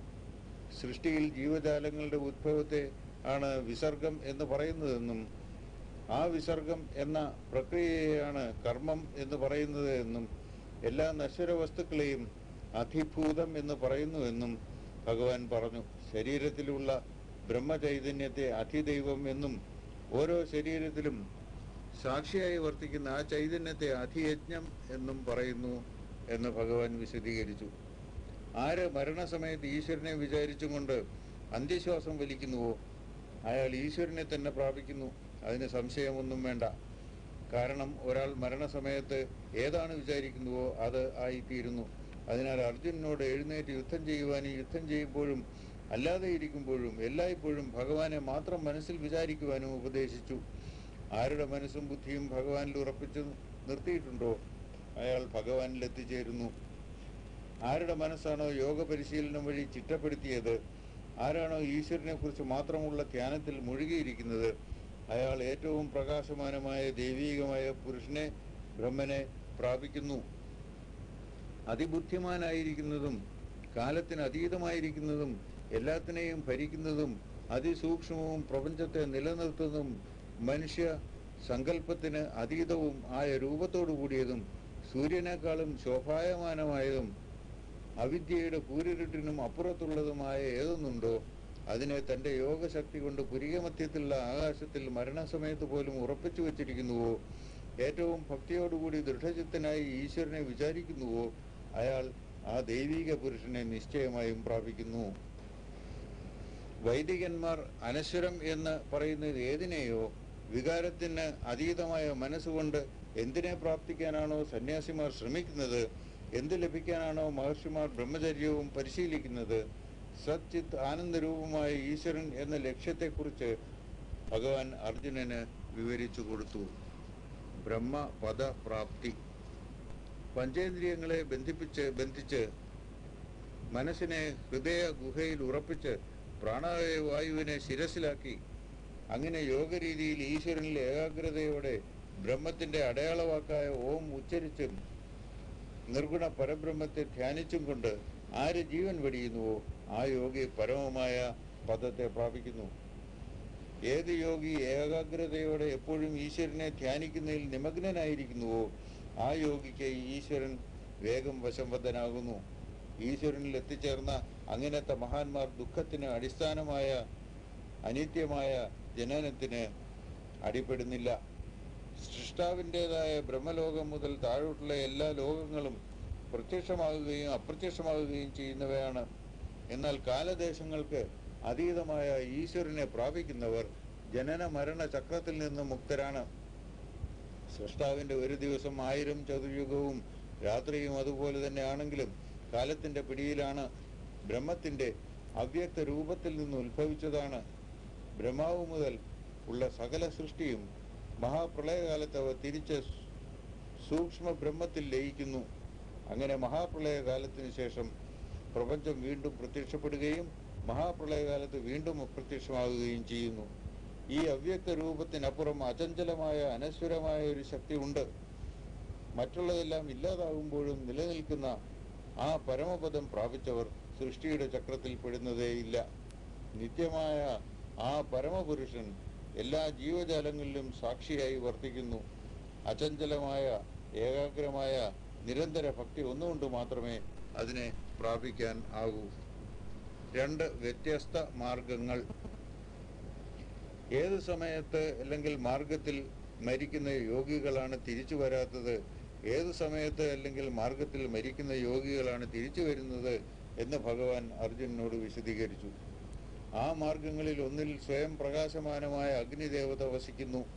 ആ അഗ്നിദേവത പകലും വെളുത്തപക്ഷത്തിലും സൂര്യന്റെ ഉത്തരായന കാലത്തും ഭരിക്കുന്നു.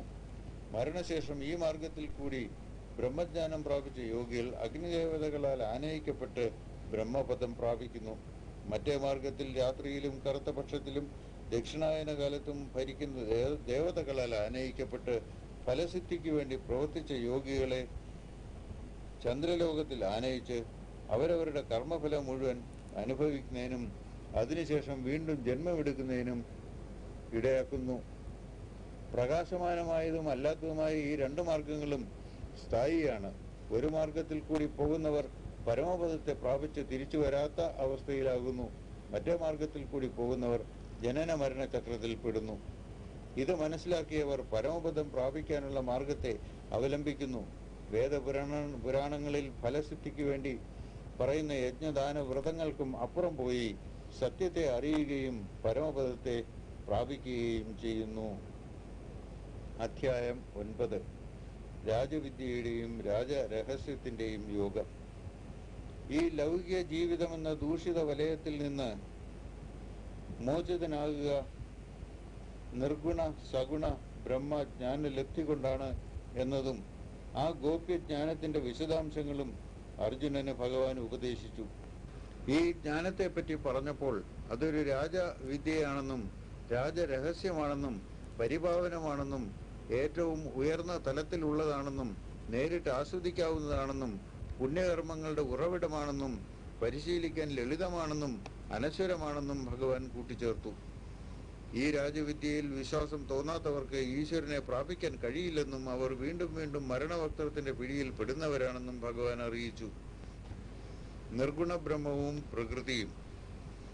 ഈശ്വരന്റെ അത്ഭുതകരമായ മായാശക്തി കൊണ്ട് ഈ പ്രപഞ്ച വസ്തുക്കൾ മുഴുവനിലും അവ്യക്തമായ ആ ശക്തി കുടികൊള്ളുന്നു എന്നും അതേസമയം എല്ലാ വസ്തുക്കളും ആ ശക്തിയിൽ കുടികൊള്ളുന്നില്ല എന്ന ഭാവവും ഒരുപോലെ സത്യമാകുന്നു. എല്ലാ ജീവജാലങ്ങളെയും സൃഷ്ടിക്കുന്നതും നിലനിർത്തുന്നതും ആ ശക്തിയാണെങ്കിലും യഥാർത്ഥത്തിൽ എല്ലാറ്റിലും ആ ശക്തി കുടികൊള്ളുന്നില്ല. ആകാശത്തിൽ നിന്നുണ്ടായതാണ് വായുവെങ്കിലും ആ വായു എല്ലായിടത്തും വ്യാപരിക്കുന്നുവെങ്കിലും ആ വായു ആകാശത്തിലാണ് കുടികൊള്ളുന്നത് എന്നതുപോലെ എല്ലാ ജീവജാലങ്ങളും ആ ശക്തിയിൽ നിന്ന് ഉളവാകുകയും ആ ശക്തിയിൽ തന്നെ നിലനിൽക്കുകയും ചെയ്യുന്നു. മഹാപ്രളയകാലത്ത് എല്ലാ ജീവജാലങ്ങളും ഈശ്വരന്റെ പ്രകൃതിയിൽ ലയിച്ചു ചേരുകയും അതിനുശേഷമുള്ള സൃഷ്ടിക്കാലത്ത് ആ ജീവജാലങ്ങളെ പുനർസൃഷ്ടിക്കുകയും ചെയ്യുന്നു. തന്റെ പ്രകൃതി വഴി ഈ കോടിക്കണക്കിന് വരുന്ന ജീവജാലങ്ങളെ അതതിൻ്റെ കർമ്മങ്ങളുടെയും വാസനകളുടെയും ഫലമായി വീണ്ടും വീണ്ടും സൃഷ്ടിക്കുന്നു. ഈ കർമ്മങ്ങളൊന്നും തന്നെ ഈശ്വരനെ ബന്ധിക്കുന്നില്ല. ആ ശക്തി ബന്ധപ്പെടാതെ മാറി നിൽക്കുകയാണ് ചെയ്യുന്നത്. ആ ശക്തിയുടെ മേൽനോട്ടത്തിൽ ഈ പ്രതിഭാസങ്ങളെല്ലാം പ്രകൃതിയാണ് ചെയ്യുന്നത്. ഇങ്ങനെയാണ് സംസാരചക്രം തിരിഞ്ഞുകൊണ്ടിരിക്കുന്നത്. നിർഗുണത്വവും സഗുണത്വവും. ഈ ശക്തിയുടെ യഥാർത്ഥ മാഹാത്മ്യം അറിയാതെ മൂഢന്മാർ ഈ സൃഷ്ടിയുടെ നടത്തിപ്പുകാരനായ ആ ശക്തിയെക്കുറിച്ച് തെറ്റായി വിചിത്രമായി അഭിപ്രായപ്പെടുന്നു. പ്രപഞ്ചത്തിന്റെ രക്ഷയ്ക്ക് വേണ്ടി തൻ്റെ തന്നെ യോഗമായാൽ താൻ അവതരിക്കുമ്പോഴൊക്കെ തന്നെ ഒരു സാധാരണ മനുഷ്യനായി അവർ കാണുന്നു എന്ന് ഭഗവാൻ പറഞ്ഞു. ഈ കാണുന്നതിൻ്റെ എല്ലാം മൂലകാരണം ആ ശക്തിയാണെന്നും മനസ്സിലാക്കുന്നവർ, ആ ശക്തി അനശ്വരവും നിത്യവുമാണെന്നും മനസ്സിലാക്കുന്നവർ മറ്റെല്ലാ ചിന്തകളെയും ഉപേക്ഷിച്ചിട്ട് ഈശ്വരന്റെ മാഹാത്മ്യത്തെക്കുറിച്ച് വാഴ്ത്തുകയും ഈശ്വരന്റെ നാമം നിരന്തരം ചൊല്ലുകയും ചെയ്ത് ഈശ്വര സാക്ഷാത്കാരത്തിന് വേണ്ടി പരിശ്രമിച്ച് വീണ്ടും വീണ്ടും ആ ശക്തിയെ വണങ്ങുന്നു.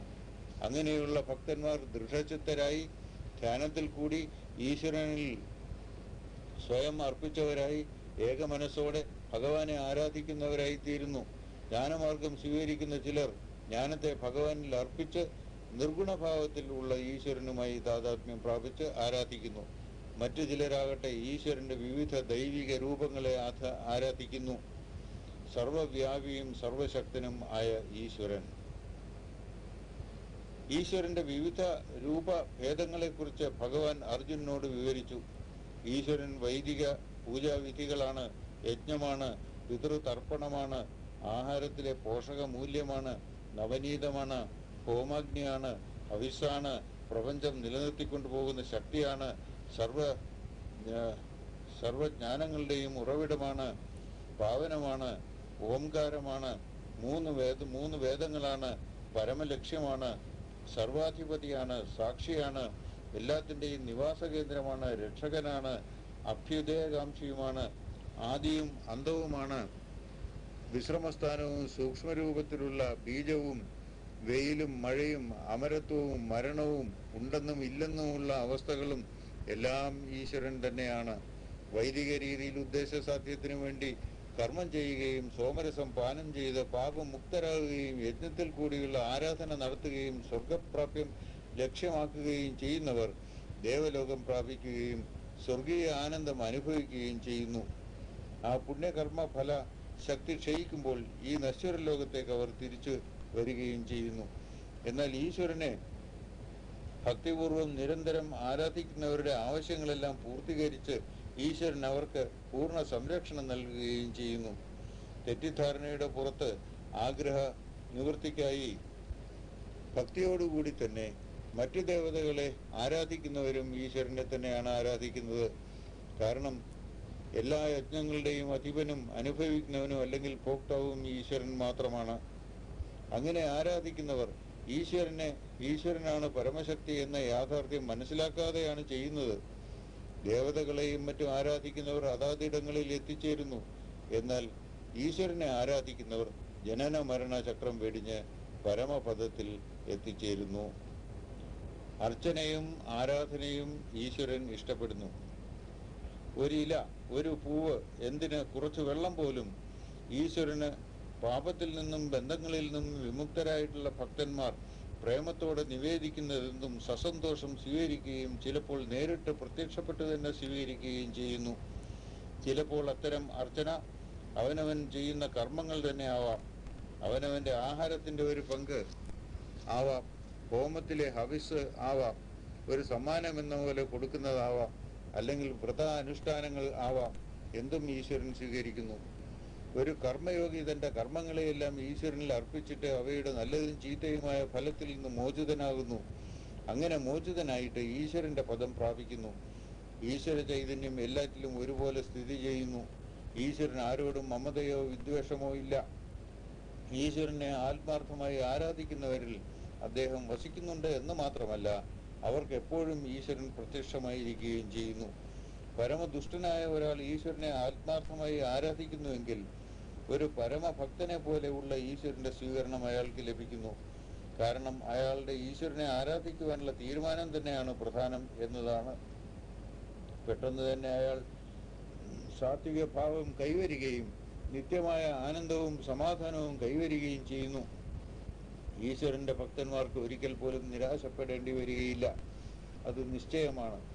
ഈശ്വരനിൽ ശരണം പ്രാപിച്ച ഒരാൾ, ആണാകട്ടെ പെണ്ണാകട്ടെ, ഏത് ജാതി മതസ്ഥനായാലും ശരി, ഈശ്വര സാക്ഷാത്കാരം പ്രാപിക്കുക തന്നെ ചെയ്യും. അതിനാൽ ഈ നൈമിഷികമായ ജീവിതത്തെയും സുഖത്തെയും വിട്ടിട്ട് നിരന്തരമായ ഈശ്വര ധ്യാനത്തിൽ ഏർപ്പെട്ട് മനസ്സിനെ ഈശ്വരനിൽ ഏകാഗ്രമാക്കിക്കൊണ്ട് ഈശ്വരനിൽ മാത്രം ബന്ധം സ്ഥാപിച്ച് ഈശ്വരനിൽ ശരണം പ്രാപിച്ച് അവസാനം ഈശ്വരനിൽ തന്നെ ലയിക്കുന്നതിനു വേണ്ടി അർജുനനെ ഭഗവാൻ ഉപദേശിച്ചു. അധ്യായം 10. ഈശ്വര ലീലാ മഹിമായോഗം. ഈശ്വര ലീലകൾ. ഈശ്വരന്റെ ലീലകളുടെ ഒരു അംശം മാത്രമാണ് മനുഷ്യരൂപത്തിലുള്ള അവതാരങ്ങൾ. അത്തരം അവതാരങ്ങളെക്കുറിച്ച് ഈശ്വരനൊഴികെ ദേവതകൾക്കോ മഹർഷി വര്യന്മാർക്കോ അറിയാൻ കഴിഞ്ഞിട്ടില്ല എന്ന് ഭഗവാൻ വ്യക്തമാക്കി. ആദിയില്ലാത്തതെന്നും ജനനം ഇല്ലാത്തതെന്നും പ്രപഞ്ചത്തിന്റെ പരമപ്രഭുവായ ഈശ്വരനെ കുറിച്ച് ആര് മനസ്സിലാക്കുന്നുവോ അയാൾ സർവ്വപാപങ്ങളിൽ നിന്നും വിഭ്രാന്തിയിൽ നിന്നും മോചിതനാകുന്നു.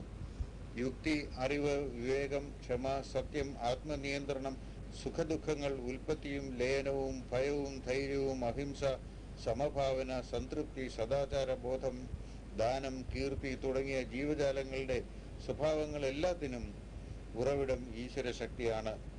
ഈ ലോകത്തിലെ എല്ലാ ജീവജാലങ്ങളും സപ്തർഷികളുടെയും അവർക്ക് മുമ്പുള്ള സനകാദികളുടെയും അവർക്ക് മുമ്പുള്ള 14 മനുക്കളുടെയും പിന്തുടർച്ചക്കാരാണ്.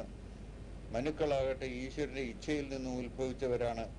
ഈശ്വരന്റെ ഈ ദിവ്യലീലയെയും മഹിമയെയും മനസ്സിലാക്കി അചഞ്ചലമായ ഭക്തിയോടെ ഇരിക്കുന്നവർ ഈശ്വരനിൽ വിലയം പ്രാപിക്കുന്നു. എല്ലാ ജീവജാലങ്ങളുടെയും ഉൽപ്പത്തി സ്ഥാനം ഈശ്വരനാണെന്നും അവ ചലിക്കുന്നത് ഈശ്വര ചൈതന്യം കൊണ്ട് മാത്രമാണെന്നും മനസ്സിലാക്കുന്ന ബുദ്ധിമാന്മാർ ഈശ്വരനെ ഭക്തിപൂർവ്വം ആരാധിക്കുന്നു. അവർ ഈശ്വര കാര്യങ്ങളിൽ സന്തോഷം കാണുകയും സംതൃപ്തി അടയുകയും ഈശ്വരനിൽ മനസ്സുറപ്പിച്ച് സ്വയം ഈശ്വരനിൽ അർപ്പിച്ച് അന്യോന്യം ഈശ്വരന്റെ മഹാത്മ്യത്തെ വാഴ്ത്തുകയും ചെയ്യുന്നു. ധ്യാനത്തിൽ കൂടി ഈശ്വരനിൽ യോഗം പ്രാപിക്കുകയും ഈശ്വരനെ അതുല്യമായ പ്രേമത്തോടെ ആരാധിക്കുകയും ചെയ്യുന്നവർക്ക് ഈശ്വരനിൽ എത്തിച്ചേരുന്നതിനുള്ള വിവേകം ലഭിക്കുന്നു. അവരുടെ ഹൃദയത്തിലെ തമസാകുന്ന അവിദ്യയെ പ്രകാശമാകുന്ന വിദ്യ കൊണ്ട് ഇല്ലാതാക്കുകയും അനുഗ്രഹം ചൊരിയുകയും ചെയ്യുന്നു. ഈശ്വരന്റെ പ്രപഞ്ചം മുഴുവൻ നിറഞ്ഞിരിക്കുന്ന മഹിമയെക്കുറിച്ച് ഭഗവാനല്ലാതെ മറ്റാർക്കും വിവരിക്കാൻ സാധ്യമല്ല എന്ന് അർജുനൻ പറഞ്ഞു.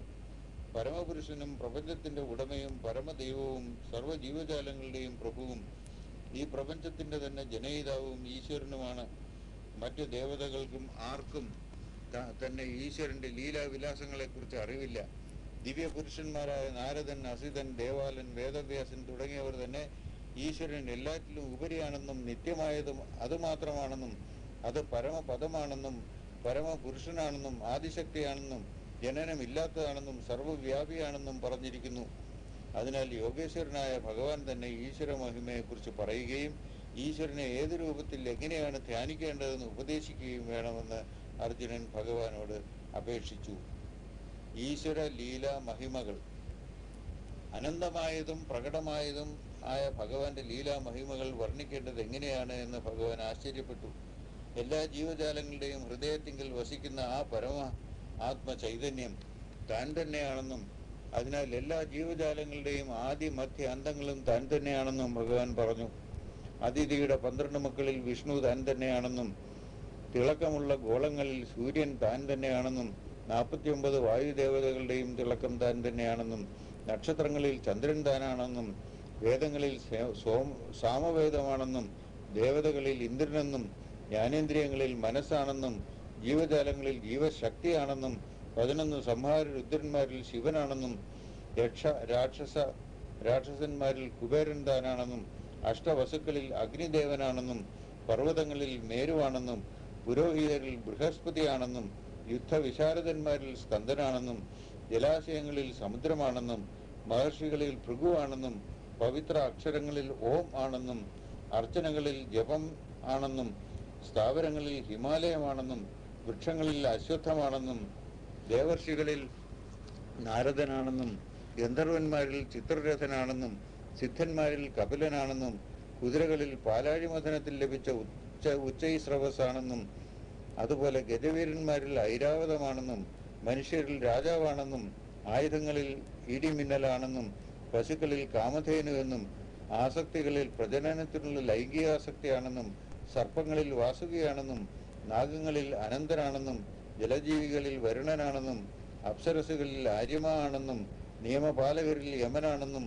ദൈത്യന്മാരിൽ പരമഭക്തൻ പ്രഹ്ലാദനാണെന്നും കണക്കൂട്ടലുകളിൽ കാലമാണെന്നും നാൽക്കാലികളിൽ സിംഹമാണെന്നും പക്ഷികളിൽ ഗരുഡനാണെന്നും ശുദ്ധീകരണ കാര്യത്തിൽ വായുവാണെന്നും യോദ്ധാക്കളിൽ ശ്രീരാമനും മത്സ്യങ്ങളിൽ മകരമത്സ്യവും നദികളിൽ ഗംഗയും വിദ്യയിൽ ആത്മവിദ്യയും വിവാദങ്ങളിൽ ന്യായവും ശബ്ദങ്ങളിൽ അകാരവും തട്ടിയെടുക്കുന്നവരിൽ മരണവും സ്ത്രീകളിൽ കീർത്തി, ശ്രീ, സ്മൃതി, മേധ, ദൃഢചിത്ത, ക്ഷമ എന്നിവരും ശ്രുതികളിൽ ബൃഹത് സാമവും ഛന്ദസ്സിൽ ഗായത്രിയും 12 മാസങ്ങളിൽ മാർഗശീർഷവും 6 ഋതുക്കളിൽ വസന്ത ഋതുവും ചൂതാട്ടത്തിൽ കൗശലവും തേജസ്വികളിൽ തേജസ്സും വിജയികളിൽ ജയവും ദൃഢചിത്തരിൽ ഉറപ്പും ശിഷ്ടന്മാരിലെ നന്മയും വൃഷ്ണികളിൽ ശ്രീകൃഷ്ണനും പാണ്ഡവന്മാരിൽ അർജുനനും മഹർഷിമാരിൽ വ്യാസനും ബുദ്ധിമാന്മാരിൽ ശുക്രാചാര്യരും രാജാക്കന്മാരിലെ ആജ്ഞാശക്തിയും പിടിച്ചടക്കുന്ന രാജാക്കന്മാരിലെ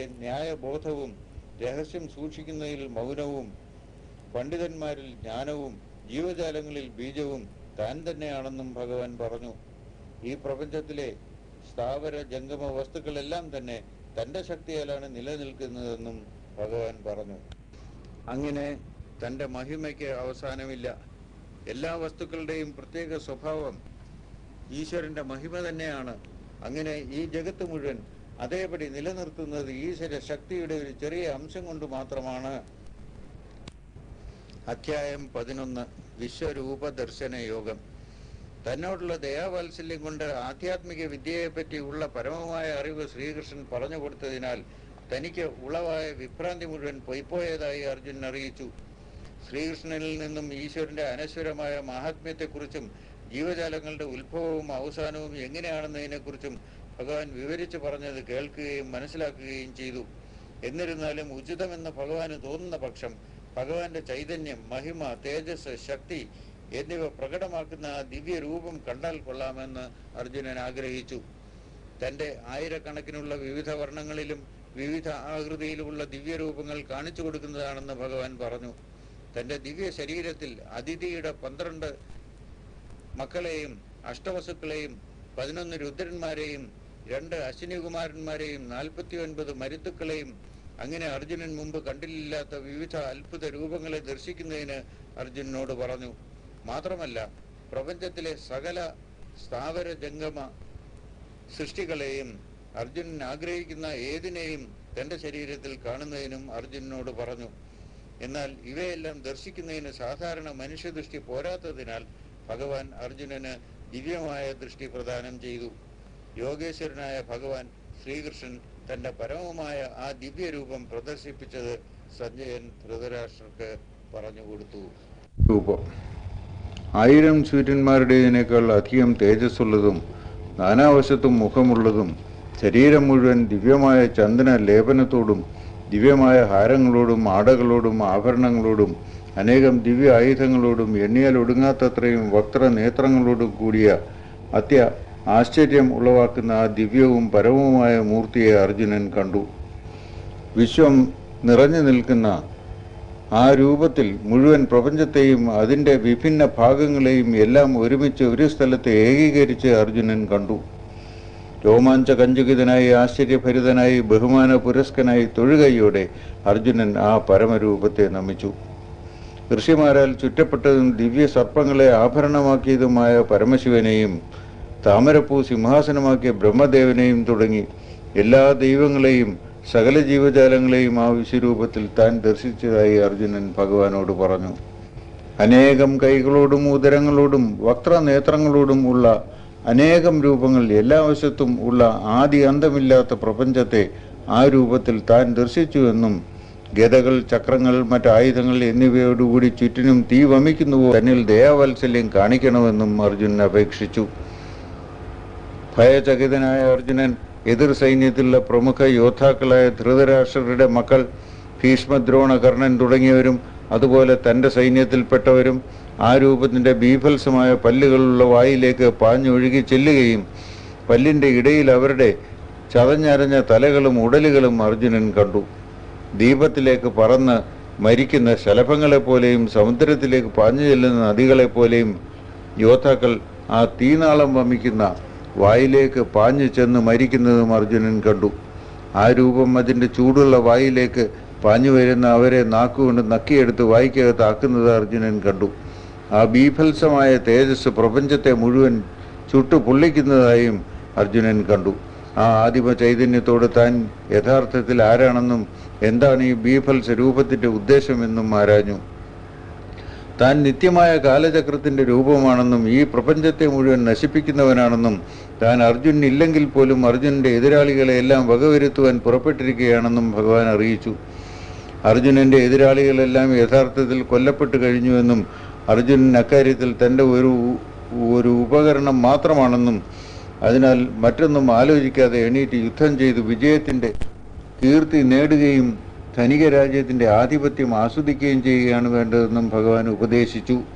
ദ്രോണർ, ഭീഷ്മർ, ജയദ്രഥൻ, കർണൻ തുടങ്ങിയുള്ള മഹാരഥന്മാരെല്ലാം മരിച്ചു കഴിഞ്ഞിരിക്കുന്നുവെന്നും നിർഭയനായി അർജുനൻ യുദ്ധം ചെയ്യുന്നതിനും ഭഗവാൻ ആഹ്വാനം ചെയ്തു. അർജുനൻ ഭഗവാന്റെ ഈ വാക്കുകൾ കേട്ട് അടിമുടി വിറച്ചുകൊണ്ട് അപാരമായ ഭയത്തോടുകൂടി തൊഴുകൈയോടെ വീണ്ടും വീണ്ടും ഭഗവാനെ നമസ്കരിക്കുന്നത് ദിവ്യ ചക്ഷുസുകളാൽ കണ്ട് സഞ്ജയൻ ധൃതരാഷ്ട്രർക്ക് വിവരിച്ചു കൊടുത്തു. ഏകത്വത്തിൽ നാനാരൂപങ്ങൾ. പ്രപഞ്ചം മുഴുവൻ ആനന്ദിച്ചു എന്നും ഈശ്വരനോടുള്ള അമിത സ്നേഹം മൂലം ഭഗവൻ മഹാത്മ്യവും നാമവും ജപിക്കുന്നതും സിദ്ധന്മാർ നമസ്കരിക്കുന്നതും രാക്ഷസന്മാർ പേടിച്ചോടുന്നതും അർജുനൻ കണ്ടതായി അർജുനൻ പറഞ്ഞു.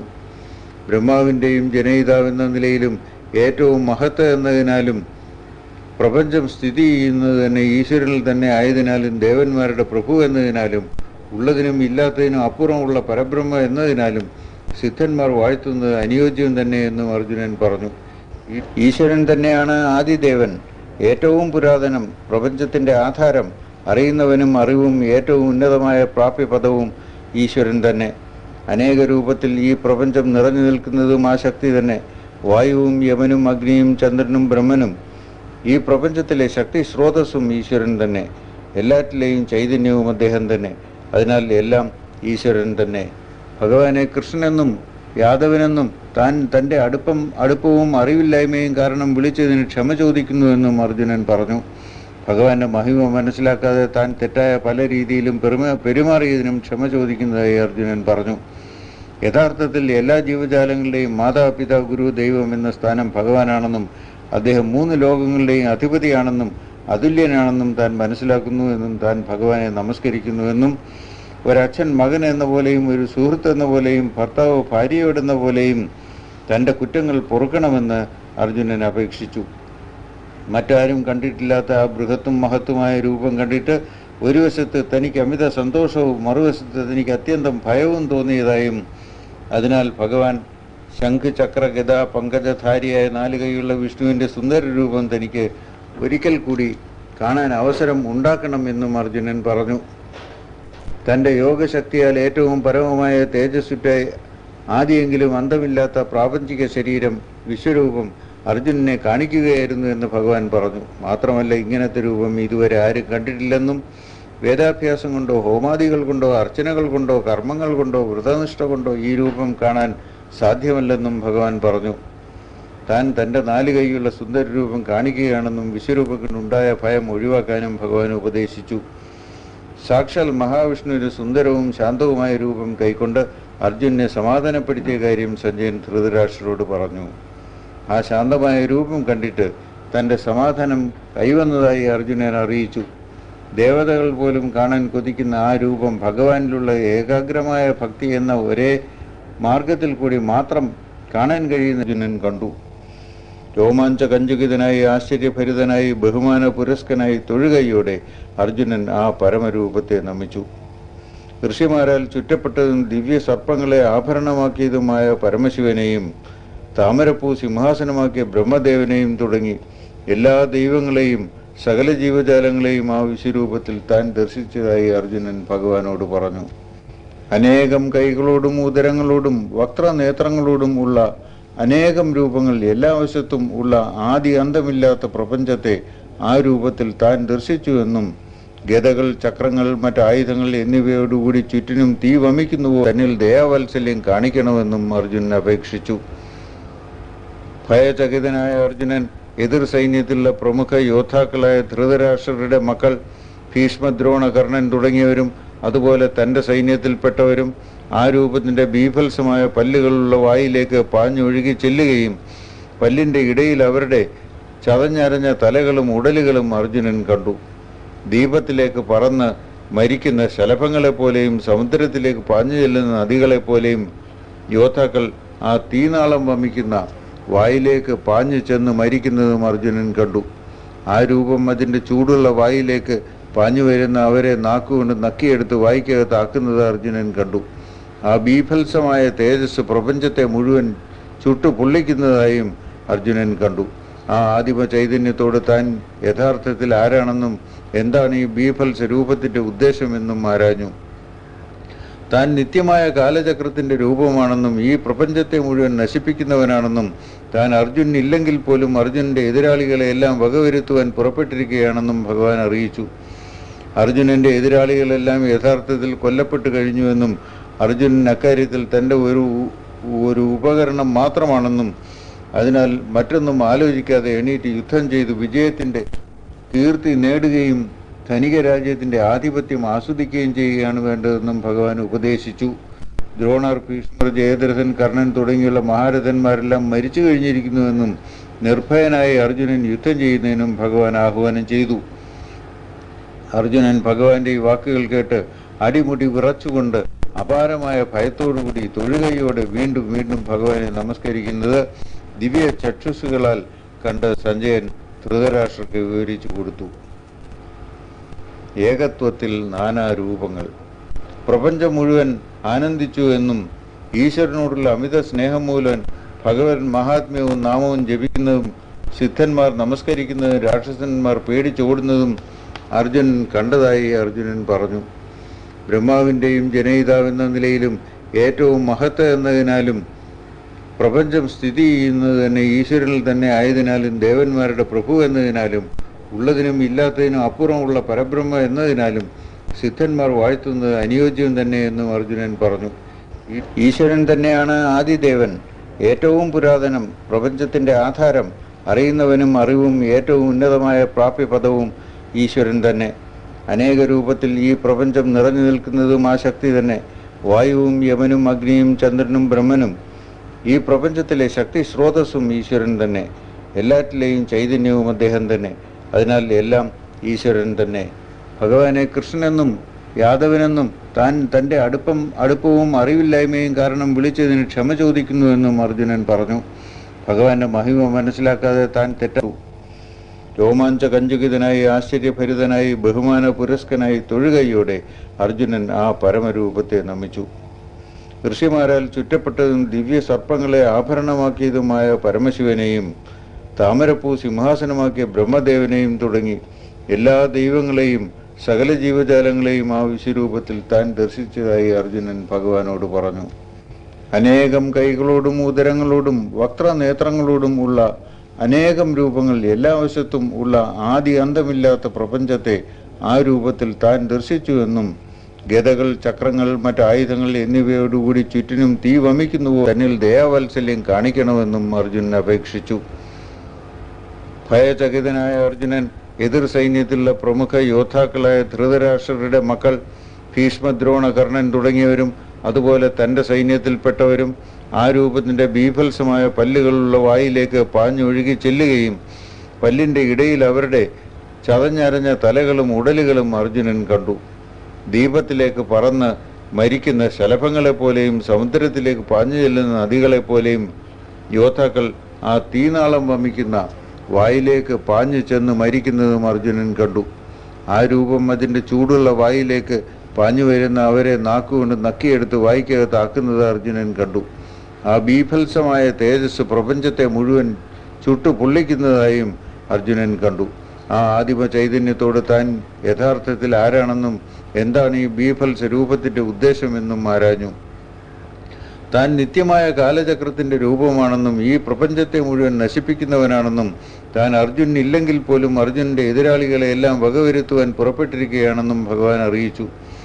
അർജുനന്റെ എതിരാളികളെല്ലാം യഥാർത്ഥത്തിൽ കൊല്ലപ്പെട്ടു കഴിഞ്ഞുവെന്നും അർജുനൻ അക്കാര്യത്തിൽ തൻ്റെ ഒരു ഉപകരണം മാത്രമാണെന്നും അതിനാൽ മറ്റൊന്നും ആലോചിക്കാതെ എണീറ്റ് യുദ്ധം ചെയ്ത് വിജയത്തിൻ്റെ കീർത്തി നേടുകയും ധനിക രാജ്യത്തിൻ്റെ ആധിപത്യം ആസ്വദിക്കുകയും ചെയ്യുകയാണ് വേണ്ടതെന്നും ഭഗവാൻ ഉപദേശിച്ചു.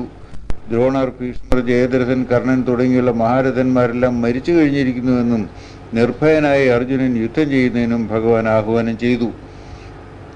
അർജുനൻ ഭഗവാന്റെ ഈ വാക്കുകൾ കേട്ട് അടിമുടി വിറച്ചുകൊണ്ട് അപാരമായ ഭയത്തോടുകൂടി തൊഴുകയോടെ വീണ്ടും വീണ്ടും ഭഗവാനെ നമസ്കരിക്കുന്നത് ദിവ്യ ചക്ഷുസുകളാൽ കണ്ട് സഞ്ജയൻ ധൃതരാഷ്ട്രർക്ക് വിവരിച്ചു കൊടുത്തു. ഏകത്വത്തിൽ നാനാരൂപങ്ങൾ. പ്രപഞ്ചം മുഴുവൻ ആനന്ദിച്ചു എന്നും ഈശ്വരനോടുള്ള അമിത സ്നേഹം മൂലം ഭഗവൻ മഹാത്മ്യവും നാമവും ജപിക്കുന്നതും സിദ്ധന്മാർ നമസ്കരിക്കുന്നതും രാക്ഷസന്മാർ പേടിച്ചോടുന്നതും അർജുനൻ കണ്ടതായി അർജുനൻ പറഞ്ഞു. ബ്രഹ്മാവിൻ്റെയും ജനയിതാവെന്ന നിലയിലും ഏറ്റവും മഹത്വ എന്നതിനാലും പ്രപഞ്ചം സ്ഥിതി ചെയ്യുന്നത് തന്നെ ഈശ്വരനിൽ തന്നെ ആയതിനാലും ദേവന്മാരുടെ പ്രഭു എന്നതിനാലും ഉള്ളതിനും ഇല്ലാത്തതിനും അപ്പുറമുള്ള പരബ്രഹ്മ എന്നതിനാലും സിദ്ധന്മാർ വാഴ്ത്തുന്നത് അനുയോജ്യം തന്നെ എന്നും അർജുനൻ പറഞ്ഞു. ഈശ്വരൻ തന്നെയാണ് ആദിദേവൻ, ഏറ്റവും പുരാതനം, പ്രപഞ്ചത്തിന്റെ ആധാരം, അറിയുന്നവനും അറിവും ഏറ്റവും ഉന്നതമായ പ്രാപ്യപദവും ഈശ്വരൻ തന്നെ. അനേക രൂപത്തിൽ ഈ പ്രപഞ്ചം നിറഞ്ഞു നിൽക്കുന്നതും ആ ശക്തി തന്നെ. വായുവും യമനും അഗ്നിയും ചന്ദ്രനും ബ്രഹ്മനും ഈ പ്രപഞ്ചത്തിലെ ശക്തി സ്രോതസ്സും ഈശ്വരൻ തന്നെ. എല്ലാറ്റിലെയും ചൈതന്യവും അദ്ദേഹം തന്നെ. അതിനാൽ എല്ലാം ഈശ്വരൻ തന്നെ. ഭഗവാനെ കൃഷ്ണനെന്നും യാദവനെന്നും താൻ തൻ്റെ അടുപ്പവും അറിവില്ലായ്മയും കാരണം വിളിച്ചതിന് ക്ഷമ ചോദിക്കുന്നുവെന്നും അർജുനൻ പറഞ്ഞു. ഭഗവാന്റെ മഹിമ മനസ്സിലാക്കാതെ താൻ തെറ്റായ പല രീതിയിലും പെരുമാറിയതിനും ക്ഷമ ചോദിക്കുന്നതായി അർജുനൻ പറഞ്ഞു. യഥാർത്ഥത്തിൽ എല്ലാ ജീവജാലങ്ങളുടെയും മാതാപിതാ ഗുരു ദൈവം എന്ന സ്ഥാനം ഭഗവാനാണെന്നും അദ്ദേഹം 3 ലോകങ്ങളുടെയും അധിപതിയാണെന്നും അതുല്യനാണെന്നും താൻ മനസ്സിലാക്കുന്നുവെന്നും താൻ ഭഗവാനെ നമസ്കരിക്കുന്നുവെന്നും ഒരച്ഛൻ മകൻ എന്ന പോലെയും ഒരു സുഹൃത്ത് എന്ന പോലെയും ഭർത്താവ് ഭാര്യയോടെന്ന പോലെയും തൻ്റെ കുറ്റങ്ങൾ പൊറുക്കണമെന്ന് അർജുനൻ അപേക്ഷിച്ചു. മറ്റാരും കണ്ടിട്ടില്ലാത്ത ആ ബൃഹത്തും മഹത്തുമായ രോമാഞ്ചകഞ്ചുകിതനായി ആശ്ചര്യഭരിതനായി ബഹുമാന പുരസ്കനായി തൊഴുകൈയോടെ അർജുനൻ ആ പരമരൂപത്തെ നമിച്ചു. ഋഷിമാരാൽ ചുറ്റപ്പെട്ടതും ദിവ്യ സർപ്പങ്ങളെ ആഭരണമാക്കിയതുമായ പരമശിവനെയും താമരപ്പൂ സിംഹാസനമാക്കിയ ബ്രഹ്മദേവനെയും തുടങ്ങി എല്ലാ ദൈവങ്ങളെയും സകല ജീവജാലങ്ങളെയും ആ വിശ്വരൂപത്തിൽ താൻ ദർശിച്ചതായി അർജുനൻ ഭഗവാനോട് പറഞ്ഞു.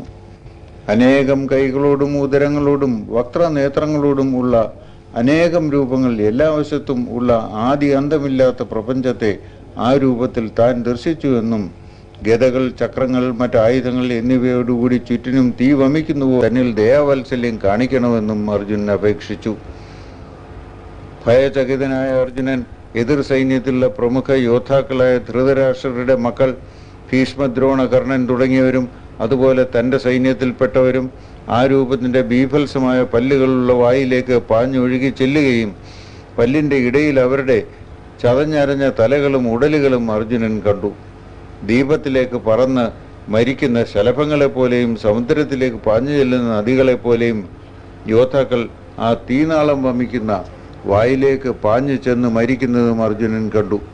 ആ രൂപം അതിൻ്റെ ചൂടുള്ള വായിലേക്ക് പാഞ്ഞു വരുന്ന അവരെ നാക്കുകൊണ്ട് നക്കിയെടുത്ത് വായിക്കകത്ത് ആക്കുന്നത് അർജുനൻ കണ്ടു. ആ ബീഭത്സമായ തേജസ് പ്രപഞ്ചത്തെ മുഴുവൻ ചുട്ടു പൊള്ളിക്കുന്നതായും അർജുനൻ കണ്ടു. ആ ആദിമ ചൈതന്യത്തോട് താൻ യഥാർത്ഥത്തിൽ ആരാണെന്നും എന്താണ് ഈ ബീഭത്സ രൂപത്തിൻ്റെ ഉദ്ദേശമെന്നും ആരാഞ്ഞു. താൻ നിത്യമായ കാലചക്രത്തിൻ്റെ രൂപമാണെന്നും ഈ പ്രപഞ്ചത്തെ മുഴുവൻ നശിപ്പിക്കുന്നവനാണെന്നും താൻ അർജുനനില്ലെങ്കിൽ പോലും അർജുനൻ്റെ എതിരാളികളെ എല്ലാം വകവരുത്തുവാൻ പുറപ്പെട്ടിരിക്കുകയാണെന്നും ഭഗവാൻ അറിയിച്ചു. അർജുനൻ്റെ എതിരാളികളെല്ലാം യഥാർത്ഥത്തിൽ കൊല്ലപ്പെട്ടു കഴിഞ്ഞുവെന്നും അർജുനൻ അക്കാര്യത്തിൽ തൻ്റെ ഒരു ഉപകരണം മാത്രമാണെന്നും അതിനാൽ മറ്റൊന്നും ആലോചിക്കാതെ എണീറ്റ് യുദ്ധം ചെയ്ത് വിജയത്തിൻ്റെ കീർത്തി നേടുകയും ധനിക രാജ്യത്തിൻ്റെ ആധിപത്യം ആസ്വദിക്കുകയും ചെയ്യുകയാണ് വേണ്ടതെന്നും ഭഗവാൻ ഉപദേശിച്ചു.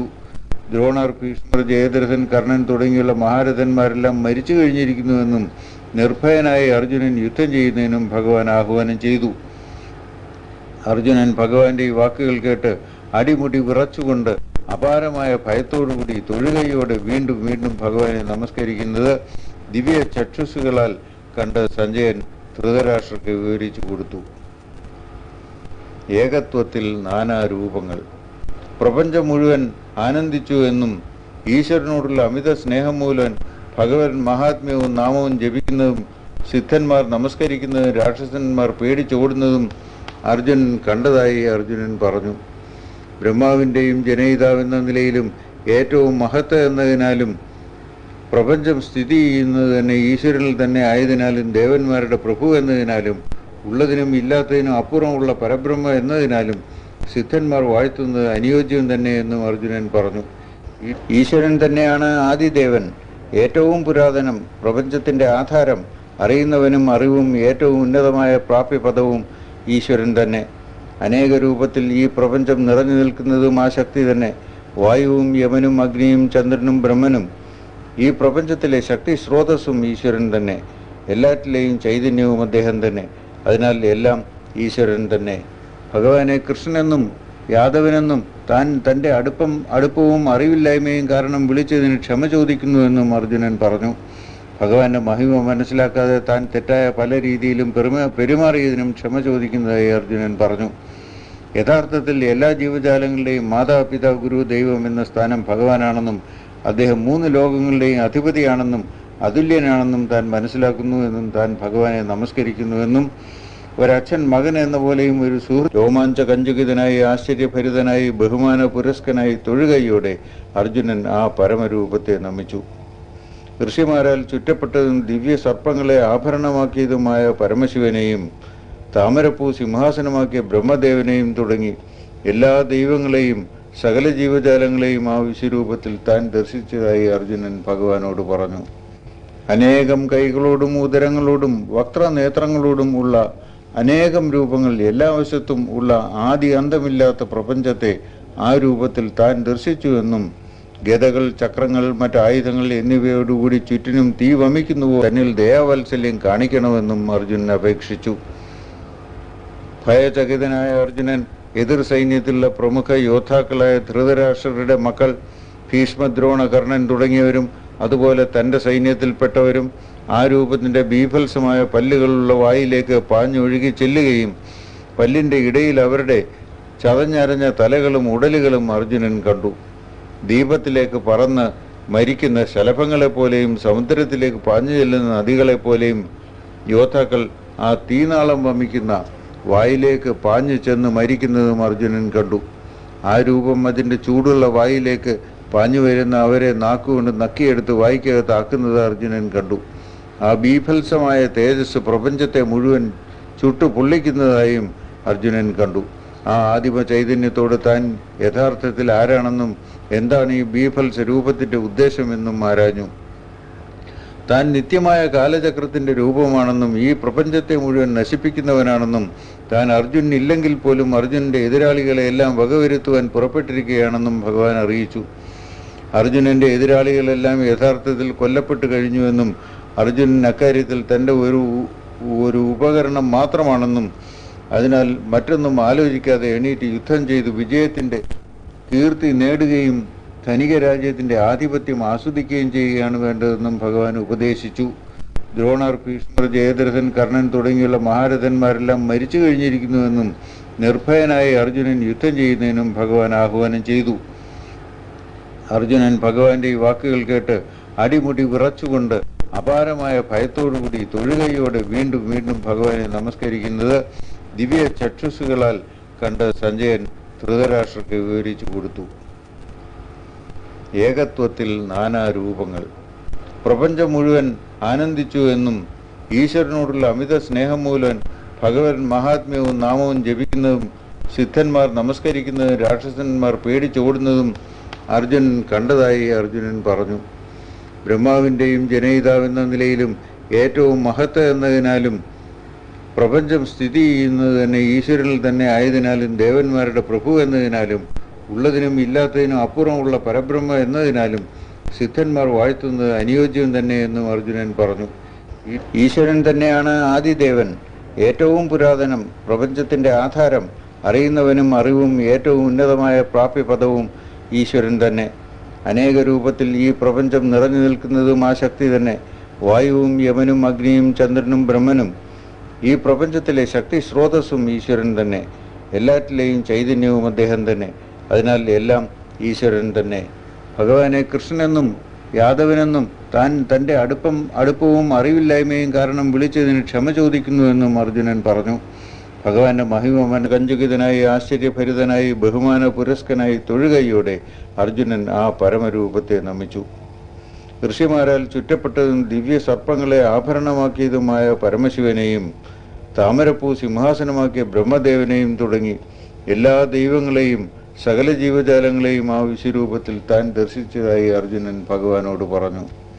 അനേകം കൈകളോടും ഉദരങ്ങളോടും വക്രനേത്രങ്ങളോടും ഉള്ള അനേകം രൂപങ്ങൾ എല്ലാ വശത്തും ഉള്ള ആദി അന്തമില്ലാത്ത പ്രപഞ്ചത്തെ ആ രൂപത്തിൽ താൻ ദർശിച്ചുവെന്നും ഗദകൾ, ചക്രങ്ങൾ, മറ്റായുധങ്ങൾ എന്നിവയോടുകൂടി ചുറ്റിനും തീ വമിക്കുന്നുവോ തന്നിൽ ദയാവാത്സല്യം കാണിക്കണമെന്നും അർജുനൻ അപേക്ഷിച്ചു.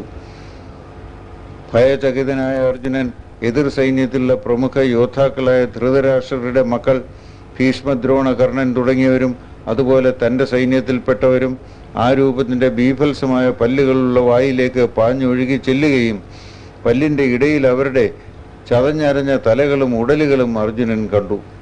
ദീപത്തിലേക്ക് പറന്ന് മരിക്കുന്ന ശലഭങ്ങളെപ്പോലെയും സമുദ്രത്തിലേക്ക് പാഞ്ഞു ചെല്ലുന്ന നദികളെപ്പോലെയും യോദ്ധാക്കൾ ആ തീനാളം വമിക്കുന്ന വായിലേക്ക് പാഞ്ഞു ചെന്ന് മരിക്കുന്നതും അർജുനൻ കണ്ടു. ആ രൂപം അതിൻ്റെ ചൂടുള്ള വായിലേക്ക് പാഞ്ഞു വരുന്ന അവരെ നാക്കുകൊണ്ട് നക്കിയെടുത്ത് വായ്ക്കകത്താക്കുന്നത് അർജുനൻ കണ്ടു. ആ ബീഭത്സമായ തേജസ് പ്രപഞ്ചത്തെ മുഴുവൻ ചുട്ടു പൊള്ളിക്കുന്നതായും അർജുനൻ കണ്ടു. ആ ആദിമ ചൈതന്യത്തോട് താൻ യഥാർത്ഥത്തിൽ ആരാണെന്നും എന്താണ് ഈ ബീഭത്സ രൂപത്തിന്റെ ഉദ്ദേശമെന്നും ആരാഞ്ഞു. താൻ നിത്യമായ കാലചക്രത്തിന്റെ രൂപമാണെന്നും ഈ പ്രപഞ്ചത്തെ മുഴുവൻ നശിപ്പിക്കുന്നവനാണെന്നും താൻ അർജുനൻ ഇല്ലെങ്കിൽ പോലും അർജുനന്റെ എതിരാളികളെ എല്ലാം വകവരുത്തുവാൻ പുറപ്പെട്ടിരിക്കുകയാണെന്നും ഭഗവാൻ അറിയിച്ചു. അർജുനന്റെ എതിരാളികളെല്ലാം യഥാർത്ഥത്തിൽ കൊല്ലപ്പെട്ടു കഴിഞ്ഞുവെന്നും അർജുനൻ അക്കാര്യത്തിൽ തൻ്റെ ഒരു ഉപകരണം മാത്രമാണെന്നും അതിനാൽ മറ്റൊന്നും ആലോചിക്കാതെ എണീറ്റ് യുദ്ധം ചെയ്ത് വിജയത്തിന്റെ കീർത്തി നേടുകയും ധനിക രാജ്യത്തിന്റെ ആധിപത്യം ആസ്വദിക്കുകയും ചെയ്യുകയാണ് വേണ്ടതെന്നും ഭഗവാൻ ഉപദേശിച്ചു. ദ്രോണർ, ഭീഷ്മർ, ജയദ്രഥൻ, കർണൻ തുടങ്ങിയുള്ള മഹാരഥന്മാരെല്ലാം മരിച്ചു കഴിഞ്ഞിരിക്കുന്നുവെന്നും നിർഭയനായി അർജുനൻ യുദ്ധം ചെയ്യുന്നതിനും ഭഗവാൻ ആഹ്വാനം ചെയ്തു. അർജുനൻ ഭഗവാന്റെ ഈ വാക്കുകൾ കേട്ട് അടിമുടി വിറച്ചുകൊണ്ട് അപാരമായ ഭയത്തോടുകൂടി തൊഴുകയോടെ വീണ്ടും വീണ്ടും ഭഗവാനെ നമസ്കരിക്കുന്നത് ദിവ്യ ചക്ഷുസുകളാൽ കണ്ട് സഞ്ജയൻ ധൃതരാഷ്ട്രർക്ക് വിവരിച്ചു കൊടുത്തു. ഏകത്വത്തിൽ നാനാരൂപങ്ങൾ. പ്രപഞ്ചം മുഴുവൻ ആനന്ദിച്ചു എന്നും ഈശ്വരനോടുള്ള അമിത സ്നേഹം മൂലം ഭഗവൻ മഹാത്മ്യവും നാമവും ജപിക്കുന്നതും സിദ്ധന്മാർ നമസ്കരിക്കുന്നതും രാക്ഷസന്മാർ പേടിച്ചോടുന്നതും അർജുനൻ കണ്ടതായി അർജുനൻ പറഞ്ഞു. ബ്രഹ്മാവിൻ്റെയും ജനയിതാവെന്ന നിലയിലും ഏറ്റവും മഹത്ത് എന്നതിനാലും പ്രപഞ്ചം സ്ഥിതി ചെയ്യുന്നത് തന്നെ ഈശ്വരനിൽ തന്നെ ആയതിനാലും ദേവന്മാരുടെ പ്രഭു എന്നതിനാലും ഉള്ളതിനും ഇല്ലാത്തതിനും അപ്പുറമുള്ള പരബ്രഹ്മ എന്നതിനാലും സിദ്ധന്മാർ വാഴ്ത്തുന്നത് അനുയോജ്യം തന്നെ എന്നും അർജുനൻ പറഞ്ഞു. ഈശ്വരൻ തന്നെയാണ് ആദിദേവൻ, ഏറ്റവും പുരാതനം, പ്രപഞ്ചത്തിന്റെ ആധാരം, അറിയുന്നവനും അറിവും ഏറ്റവും ഉന്നതമായ പ്രാപ്യപദവും ഈശ്വരൻ തന്നെ. അനേക രൂപത്തിൽ ഈ പ്രപഞ്ചം നിറഞ്ഞു നിൽക്കുന്നതും ആ ശക്തി തന്നെ. വായുവും യമനും അഗ്നിയും ചന്ദ്രനും ബ്രഹ്മനും ഈ പ്രപഞ്ചത്തിലെ ശക്തി സ്രോതസ്സും ഈശ്വരൻ തന്നെ. എല്ലാറ്റിലെയും ചൈതന്യവും അദ്ദേഹം തന്നെ. അതിനാൽ എല്ലാം ഈശ്വരൻ തന്നെ. ആശ്ചര്യഭരിതനായി ബഹുമാന പുരസ്കനായി തൊഴുകയോടെ അർജുനൻ ആ പരമരൂപത്തെ നമിച്ചു. ഋഷിമാരാൽ ചുറ്റപ്പെട്ടതും ദിവ്യ സർപ്പങ്ങളെ ആഭരണമാക്കിയതുമായ പരമശിവനെയും താമരപ്പൂ സിംഹാസനമാക്കിയ ബ്രഹ്മദേവനെയും തുടങ്ങി എല്ലാ ദൈവങ്ങളെയും സകല ജീവജാലങ്ങളെയും ആ വിശ്വരൂപത്തിൽ താൻ ദർശിച്ചതായി അർജുനൻ ഭഗവാനോട് പറഞ്ഞു. അനേകം കൈകളോടും ഉദരങ്ങളോടും വക്രനേത്രങ്ങളോടും ഉള്ള അനേകം രൂപങ്ങൾ, എല്ലാ വശത്തും ഉള്ള ആദി അന്തമില്ലാത്ത പ്രപഞ്ചത്തെ ആ രൂപത്തിൽ താൻ ദർശിച്ചുവെന്നും ഗദകൾ, ചക്രങ്ങൾ, മറ്റായുധങ്ങൾ എന്നിവയോടുകൂടി ചുറ്റിനും തീ വമിക്കുന്നുവോ തന്നിൽ ദയാവാത്സല്യം കാണിക്കണമെന്നും അർജുനൻ അപേക്ഷിച്ചു. ഭയചകിതനായ അർജുനൻ എതിർ സൈന്യത്തിലുള്ള പ്രമുഖ യോദ്ധാക്കളായ ധൃതരാഷ്ട്രരുടെ മക്കൾ ഭീഷ്മ, ദ്രോണ, കർണൻ തുടങ്ങിയവരും അതുപോലെ തൻ്റെ സൈന്യത്തിൽപ്പെട്ടവരും ആ രൂപത്തിൻ്റെ ബീഭത്സമായ പല്ലുകളുള്ള വായിലേക്ക് പാഞ്ഞൊഴുകി ചെല്ലുകയും പല്ലിൻ്റെ ഇടയിൽ അവരുടെ ചതഞ്ഞരഞ്ഞ തലകളും ഉടലുകളും അർജുനൻ കണ്ടു. ദീപത്തിലേക്ക് പറന്ന് മരിക്കുന്ന ശലഭങ്ങളെപ്പോലെയും സമുദ്രത്തിലേക്ക് പാഞ്ഞു ചെല്ലുന്ന നദികളെപ്പോലെയും യോദ്ധാക്കൾ ആ തീനാളം വമിക്കുന്ന വായിലേക്ക് പാഞ്ഞു ചെന്ന് മരിക്കുന്നതും അർജുനൻ കണ്ടു. ആ രൂപം അതിൻ്റെ ചൂടുള്ള വായിലേക്ക് പാഞ്ഞു വരുന്ന അവരെ നാക്കുകൊണ്ട് നക്കിയെടുത്ത് വായ്ക്കകത്താക്കുന്നത് അർജുനൻ കണ്ടു. ആ ബീഭത്സമായ തേജസ് പ്രപഞ്ചത്തെ മുഴുവൻ ചുട്ടു പൊള്ളിക്കുന്നതായും അർജുനൻ കണ്ടു. ആ ആദിമ ചൈതന്യത്തോട് താൻ യഥാർത്ഥത്തിൽ ആരാണെന്നും എന്താണ് ഈ ബീഭത്സ രൂപത്തിന്റെ ഉദ്ദേശമെന്നും ആരാഞ്ഞു. താൻ നിത്യമായ കാലചക്രത്തിന്റെ രൂപമാണെന്നും ഈ പ്രപഞ്ചത്തെ മുഴുവൻ നശിപ്പിക്കുന്നവനാണെന്നും താൻ അർജുനൻ ഇല്ലെങ്കിൽ പോലും അർജുനന്റെ എതിരാളികളെ എല്ലാം വകവരുത്തുവാൻ പുറപ്പെട്ടിരിക്കുകയാണെന്നും ഭഗവാൻ അറിയിച്ചു. അർജുനന്റെ എതിരാളികളെല്ലാം യഥാർത്ഥത്തിൽ കൊല്ലപ്പെട്ടു കഴിഞ്ഞുവെന്നും അർജുനൻ അക്കാര്യത്തിൽ തൻ്റെ ഒരു ഉപകരണം മാത്രമാണെന്നും അതിനാൽ മറ്റൊന്നും ആലോചിക്കാതെ എണീറ്റ് യുദ്ധം ചെയ്ത് വിജയത്തിന്റെ കീർത്തി നേടുകയും ധനിക രാജ്യത്തിന്റെ ആധിപത്യം ആസ്വദിക്കുകയും ചെയ്യുകയാണ് വേണ്ടതെന്നും ഭഗവാൻ ഉപദേശിച്ചു. ദ്രോണർ, ഭീഷ്മർ, ജയദ്രഥൻ, കർണൻ തുടങ്ങിയുള്ള മഹാരഥന്മാരെല്ലാം മരിച്ചു കഴിഞ്ഞിരിക്കുന്നുവെന്നും നിർഭയനായി അർജുനൻ യുദ്ധം ചെയ്യുന്നതിനും ഭഗവാൻ ആഹ്വാനം ചെയ്തു. അർജുനൻ ഭഗവാന്റെ ഈ വാക്കുകൾ കേട്ട് അടിമുടി വിറച്ചുകൊണ്ട് അപാരമായ ഭയത്തോടുകൂടി തൊഴുകയോടെ വീണ്ടും വീണ്ടും ഭഗവാനെ നമസ്കരിക്കുന്നത് ദിവ്യ ചക്ഷുസുകളാൽ കണ്ട് സഞ്ജയൻ ധൃതരാഷ്ട്രർക്ക് വിവരിച്ചു കൊടുത്തു. ഏകത്വത്തിൽ നാനാരൂപങ്ങൾ. പ്രപഞ്ചം മുഴുവൻ ആനന്ദിച്ചു എന്നും ഈശ്വരനോടുള്ള അമിത സ്നേഹം മൂലം ഭഗവൻ മഹാത്മ്യവും നാമവും ജപിക്കുന്നതും സിദ്ധന്മാർ നമസ്കരിക്കുന്നതും രാക്ഷസന്മാർ പേടിച്ചോടുന്നതും അർജുനൻ കണ്ടതായി അർജുനൻ പറഞ്ഞു. ബ്രഹ്മാവിൻ്റെയും ജനയിതാവെന്ന നിലയിലും ഏറ്റവും മഹത്ത് എന്നതിനാലും പ്രപഞ്ചം സ്ഥിതി ചെയ്യുന്നത് തന്നെ ഈശ്വരനിൽ തന്നെ ആയതിനാലും ദേവന്മാരുടെ പ്രഭു എന്നതിനാലും ഉള്ളതിനും ഇല്ലാത്തതിനും അപ്പുറമുള്ള പരബ്രഹ്മ എന്നതിനാലും സിദ്ധന്മാർ വാഴ്ത്തുന്നത് അനുയോജ്യം തന്നെ എന്നും അർജുനൻ പറഞ്ഞു.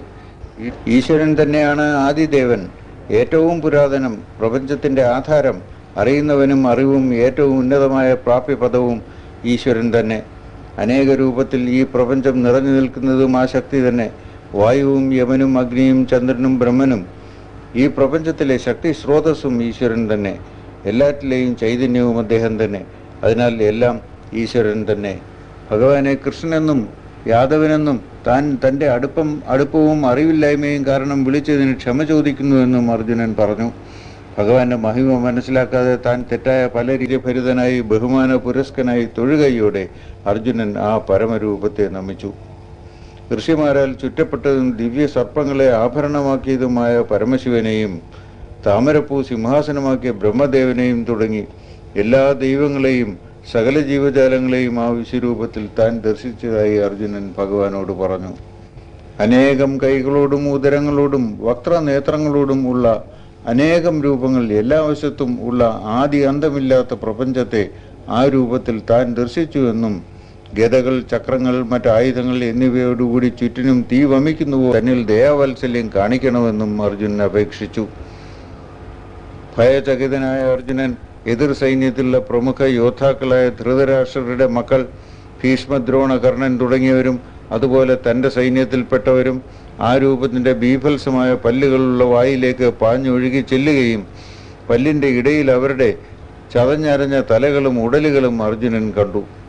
ദീപത്തിലേക്ക് പറന്ന് മരിക്കുന്ന ശലഭങ്ങളെപ്പോലെയും സമുദ്രത്തിലേക്ക് പാഞ്ഞു ചെല്ലുന്ന നദികളെപ്പോലെയും യോദ്ധാക്കൾ ആ തീനാളം വമിക്കുന്ന വായിലേക്ക് പാഞ്ഞു ചെന്ന് മരിക്കുന്നതും അർജുനൻ കണ്ടു. ആ രൂപം അതിൻ്റെ ചൂടുള്ള വായിലേക്ക് പാഞ്ഞു വരുന്ന അവരെ നാക്കുകൊണ്ട് നക്കിയെടുത്ത് വായിക്കകത്ത് ആക്കുന്നത് അർജുനൻ കണ്ടു. ആ ബീഭത്സമായ തേജസ് പ്രപഞ്ചത്തെ മുഴുവൻ ചുട്ടു പൊള്ളിക്കുന്നതായും അർജുനൻ കണ്ടു. ആ ആദിമ ചൈതന്യത്തോട് താൻ യഥാർത്ഥത്തിൽ ആരാണെന്നും എന്താണ് ഈ ബീഭത്സ രൂപത്തിൻ്റെ ഉദ്ദേശമെന്നും ആരാഞ്ഞു. താൻ നിത്യമായ കാലചക്രത്തിൻ്റെ രൂപമാണെന്നും ഈ പ്രപഞ്ചത്തെ മുഴുവൻ നശിപ്പിക്കുന്നവനാണെന്നും താൻ അർജുനനില്ലെങ്കിൽ. അധ്യായം 17. 3 മാർഗങ്ങളെ പറ്റിയുള്ള യോഗം. വൈദിക ഗ്രന്ഥങ്ങളിലെ മാർഗങ്ങൾ വിട്ട് വിശ്വാസപൂർവം ദൈവങ്ങളെ ആരാധിക്കുന്നവർ ത്രിഗുണങ്ങളെ വെച്ച് നോക്കുമ്പോൾ ഏത് തലത്തിലാണ് പെടുക എന്ന് അർജുനൻ ചോദിച്ചു. മനുഷ്യരുടെ സ്വയമേവ തോന്നുന്ന വിശ്വാസം ഈ 3 തരത്തിലും പെടുന്നുണ്ട് എന്ന് ഭഗവാൻ മറുപടി പറഞ്ഞു. എന്ത് വിശ്വാസമായാലും അവരവരുടെ മാനസിക നിലവാരം അടിസ്ഥാനമാക്കിയാണ് ഉണ്ടാവുക എന്നും ഭഗവാൻ പറഞ്ഞു. സാത്വിക രീതിയിലുള്ളവർ ദൈവങ്ങളെ ആരാധിക്കുന്നു. രാജസിക മനസ്സിലുള്ളവർ യക്ഷരക്ഷ കിന്നരന്മാരെ ആരാധിക്കുന്നു. താമസിക ഭാവമുള്ളവർ ഭൂതപ്രേത പിശാചുക്കളെ സേവിക്കുന്നു. ആരാധന. വൈദിക ഗ്രന്ഥങ്ങൾക്ക് അനുസൃതമല്ലാതെ കാപട്യം, അഹങ്കാരം, അത്യാഗ്രഹം, അധികാരം, ഡംഭ മുതലായ വികാരങ്ങളോടുകൂടി തീവ്രമായ തപസ്സുകൾ ചെയ്ത് തങ്ങളുടെ ശരീരത്തെയും ഹൃദയത്തിനുള്ളിൽ വസിക്കുന്ന ഈശ്വരനെയും മറന്ന് പരിശീലനം നടത്തുന്നവർ ആസുര ഭാവം ഉള്ളവരാണ്. ആഹാരം. ആരാധന, തപസ് തുടങ്ങിയവ പോലെ ആഹാര രീതിയിലും ത്രിഗുണ സ്വാധീനമനുസരിച്ച് മനുഷ്യരുടെ താല്പര്യം വ്യത്യസ്തമാകുന്നു. ആയുസ്, ബുദ്ധി, ശക്തി, ആരോഗ്യം, സന്തോഷം എന്നിവ തരുന്ന ആഹാര പദാർത്ഥങ്ങൾ സാത്വികർ ഇഷ്ടപ്പെടുമ്പോൾ കയ്പ്, പുളിപ്പ്, ഉപ്പ്, എരിവ്, തീഷ്ണമുള്ളത്, രൂക്ഷ ഗന്ധമുള്ളത് എന്നിങ്ങനെ ബുദ്ധിമുട്ടുകൾ, ദുഃഖം, ശരീര അസ്വാസ്ഥ്യം എന്നിവ ഉണ്ടാക്കുന്ന ആഹാര പദാർത്ഥങ്ങൾ രാജസിക ഭാവമുള്ളവർ കഴിക്കുന്നു. പകുതി വേവിച്ചതും പകുതി പഴുത്തതും പഴയതും ശുചിത്വം ഇല്ലാത്തതുമായ ആഹാര സാധനങ്ങൾ താമസിക ഭാവക്കാർക്ക് പ്രിയമുള്ളതാകുന്നു. യജ്ഞം. സാത്വിക സ്വഭാവക്കാർ വൈദിക നിയമാനുസൃത പ്രകാരം പ്രതിഫലേച്ഛ കൂടാതെ ഇത് തങ്ങളുടെ കർത്തവ്യമാണെന്ന് കരുതി യജ്ഞം നടത്തുന്നു.